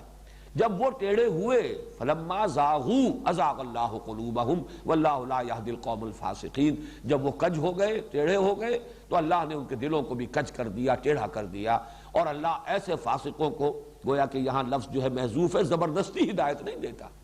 جو ہدایت کے کو اس طرح رد کر دے، ناقدری کرے ہدایت کی، اللہ تعالیٰ زبردستی انہیں ہدایت نہیں دیتا۔ اگر زبردستی ہدایت دے تو پھر ہدایت پر اجر و ثواب کس بات کا؟ زبردستی کسی کو اگر گمراہ کر دے تو کسی کی گمراہی کے اوپر عذاب اور سزا کس کا بات کی؟ یہ تو اللہ تعالیٰ نے چوائس دیا ہے، اور انسان اپنی اس صلاحیت کو اگر معطل کر کے رکھ چھوڑتا ہے تو پھر اللہ تعالیٰ اس صلاحیت کو سلب کر لیتا ہے۔ ختم اللہ علی قلوبہم وعلی سمعہم وعلی ابصارہم غشاوہ ولہم عذاب عظیم، جیسا کہ میں عرض کر، عذاب عظیم بہت بڑا عذاب، بہت بڑی سزا، مراد آخرت کی سزا ہے۔ اب یہاں پر جو کچھ میں نے عرض کیا ہے اس کے اعتبار سے بات واضح ہو گئی کہ یہاں خاص طور پر تعویل خاص ہی ہم اپنے سامنے رکھ سکتے ہیں، ورنہ تعویل عام کریں گے تو جو بھی کافر ہے اس کے اوپر اس کا اطلاق کر دیں گے، تو اس کا مطلب تبلیغ پھر کس لیے؟ انذار کاہے کے لیے؟ تبشیر کس لیے؟ یہ تو نہیں ہے کہ جو کفر میں ہے اس وقت وہ کفر ہی میں رہے گا، البتہ خاص ہے، یہاں پر الفاظ عام ہیں لیکن یہاں پر تعویل خاص ہی در حقیقت منطبق ہوگی۔ وہ لوگ جو اپنے جو عناد اور تکبر اور حسد اور بغض اور شقاق کی وجہ سے کفر پر اڑ گئے، اس کے اوپر زدم زدہ کی وجہ سے اس پر جازم ہو گئے، اے نبی اب آپ ان کو خواہ کتنا ہی سمجھائیں، افہام و تفہیم میں کتنا ہی اپنے آپ کو ہلکان کر لیں، کتنے ہی دلائل و براہین جو ہے اس کی روشنی ان کے سامنے لے آئیں، یہ اب ماننے والے نہیں ہیں۔ اللہ تعالیٰ نے ان میں سے وہ صلاحیت ہی سلب کر لی ہے، اور ان کے دلوں کے اوپر، کہیں قرآن مجید میں طبع اللہ کا لفظ آتا ہے، اللہ نے ان کے اوپر مہر لگا دی ہے، ٹھپا لگا دیا ہے، اور کہیں یہ کہ ختم اللہ علی قلوبہم وعلی سمعہم، اللہ نے ان کے دلوں پر اور ان کے آنکھوں پر، ان کے کانوں پر مہر لگا دی ہے۔ اسلوب ذرا سا مختلف کیا گیا آنکھوں کے لیے، آنکھوں پر پردے ہیں، اس لیے کہ آنکھ صرف سامنے دیکھتی ہے، جو فیلڈ آف ویژن ہے وہ ہمارا محدود ہے، تھوڑا دائیں تھوڑا بائیں، لیکن کان اور دل کا معاملہ یہ در حقیقت یہ کسی خاص سمت سے اس کا معاملہ نہیں ہے، آواز کسی بھی سمت سے کان میں آ جائے گی۔ اسی طریقے سے دل جو ہے، اصل دل ہمارا، یہ دل صرف یہ دل نہیں کہ جو بلڈ کو پمپ کرنے والا ہے، بلکہ وہ جو معنوی حقیقت ہے انسان کی، جو مسکن ہے روح کا، یہ بھی اس کے لیے بھی کوئی خاص سمت نہیں ہے کہ اسی سے اس کو کوئی خبر پہنچ رہی ہو اور معلومات پہنچتی ہو، بلکہ یہ کہ وہ بھی چونکہ ہر طرف سے اس کے اندر جو ہے حقائق کا ادراک اور شعور ہو سکتا ہے، اس اعتبار سے وہاں لفظ استعمال کیا ختم۔ اور آنکھ کے لیے چونکہ وہ سامنے ہی کی چیز ہے، ایک ہی سمت میں انسان دیکھتا ہے، اس لیے وہاں پردہ لیا ہے۔ ختم اللہ علی قلوبہم وعلی سمعہم وعلی ابصارہم غشاوہ ولہم عذاب عظیم۔ میں چند منٹ آپ کے اور لوں گا آج، کل پھر ہم اس کی تلافی کر لیں گے۔ یہ ہے کچھ وقت میں جی تو ٹھیک ہے۔ ان آیات کے لیے جو مصنف ہے قرآن مجید میں وہ سورہ یاسین کی ابتدائی آیات ہیں۔ میں صرف چاہتا ہوں کہ وہ بھی آپ کے سامنے آ جائیں تاکہ تقابل ہو جائے ان آیات کا جو آج ہم نے پڑھی ہے اور سورہ یاسین کی ابتدائی آیات۔ یاسین والقرآن الحکیم انک لمن المرسلین علی صراط مستقیم۔ اب یہاں لفظ صراط خاص طور پر، یوں چونکہ سورہ فاتحہ میں صراط آ چکا ہے، اہدنا الصراط المستقیم، سورہ بقرہ کے آغاز میں صرف لفظ ہدایت آیا، صراط کا لفظ دوبارہ جو ہے دہرا کر نہیں لایا گیا۔ قرآن کا من جانب اللہ ہونا اس میں کوئی شک نہیں، والقرآن الحکیم، قسم ہے قرآن کی جو حکمت بھرا ہے، یقیناً اے محمد آپ اللہ کے رسول ہیں۔ تنزیل العزیز الرحیم لتنذر قوم ما انذر آباؤہم فہم غافلون لقد حق القول علی اکثرہم۔ ان میں سے اکثریت پر اللہ کا حق، اللہ کا فیصلہ جو ہے وہ نافذ ہو چکا ہے۔ حق القول علی اکثرہم یعنی اللہ تعالیٰ کا وہ قانون جو ہے کہ جو مسلسل اپنے ضد اور تکبر کی بنا پر حق سے اعراض کرے گا اس کے اندر سے صلاحیت سلب کر لی جائے گی، وہ قانون جو ہے ان کے اوپر منطبق ہو چکا ہے، یہ اس کی زد میں آ چکے ہیں۔ لقد حق القول علی اکثرہم فہم لا یؤمنون انا جعلنا فی اعناقہم اغلالا فہی الی الاذقان فہم مقمحون۔ ہم نے ان کی گردنوں میں طوق لٹکا دیے ہیں اور وہ ان کے ٹھوڑیوں تک آئے ہوئے ہیں، جس کی وجہ سے کہ ان کی گردنیں الل گئی ہیں پیچھے کی طرف۔ یہ گویا کہ مانن اشارہ ہو رہا ہے تکبر میں گردن اکڑ جاتی ہے۔ یہ جو گردنیں اکڑی ہوئی ہیں ابو جہل کی اور اسی طریقے سے اور جو دوسرے عقبہ ابن ابی معیط کی، اصل میں تمہیں نظر نہیں آ رہا، ان کے گلے میں، ان کی گردنوں میں ہم نے طوق ڈال دیے ہیں، اور وہ طوق بھی اتنے ہیں کہ ان کی ٹھوڑیوں تک پہنچے ہوئے، جس کی وجہ سے کہ ان کی گردنیں اکڑی ہوئی ہیں اور سل الل گئے ہیں۔ وَجَعَلْنَا مِن بَيْنِ أَيْدِيهِمْ سَدًّا وَمِن خَلْفِهِمْ سَدًّا، ہم نے ان کے سامنے بھی دیوار حائل کر دی ہے، رکاوٹ کھڑی کر دی، اور پیچھے بھی، یعنی سامنے کے حقائق نظر نہیں آ رہے اور پیچھے کی جو تاریخ ہے انسانی۔ اب یہ ہے جو سورہ یاسین، یہ مکی صورت ہے، اور مکی صورتوں میں یہ سارے مضامین تفصیل سے آئے ہیں، انبیاء اور رسل کے حالات و واقعات، وہ ان کی خبریں، وہ تاریخ، تو ان سب میں سے کسی سے بھی وہ سبق حاصل کرنے کو تیار نہیں۔ فَأَغْشَيْنَاهُمْ فَهُمْ لَا يُبْصِرُونَ، اب ہم نے ان کو ہر طرف سے ڈھانپ دیا ہے اور یہ دیکھ نہیں رہے۔ اب وہ الفاظ آ گئے وَسَوَاءٌ عَلَيْهِمْ أَأَنذَرْتَهُمْ أَمْ لَمْ تُنذِرْهُمْ لَا يُؤْمِنُونَ، بالکل برابر ہے ان کے حق میں یا ان پر کہ آپ ان کو خبردار کریں یا نہ کریں، یہ ایمان نہیں لائیں گے۔ انما تنذر من اتبع الذکر وخشی الرحمن بالغیب، یہ دیکھیے بالغیب پھر آیا۔ اے نبی آپ تو خبردار کر سکتے ہیں انہی کو جو ذکر کی پیروی کرے، جو یاد دہانی آئی ہے اسے قبول کرے اور رحمان سے ڈرتے ہوں، اللہ کی خشیت ان کے دلوں میں ہو غیب میں ہونے کے باوجود۔ فَبَشِّرْهُ بِمَغْفِرَةٍ وَأَجْرٍ كَرِيمٍ، تو ایسے انسان کو اے نبی آپ بشارت دیجئے مغفرت کی اور اجر کریم کی۔ اللہم ربنا اجعلنا منہم، اللہم ربنا اجعلنا منہم، آمین یا رب العالمین۔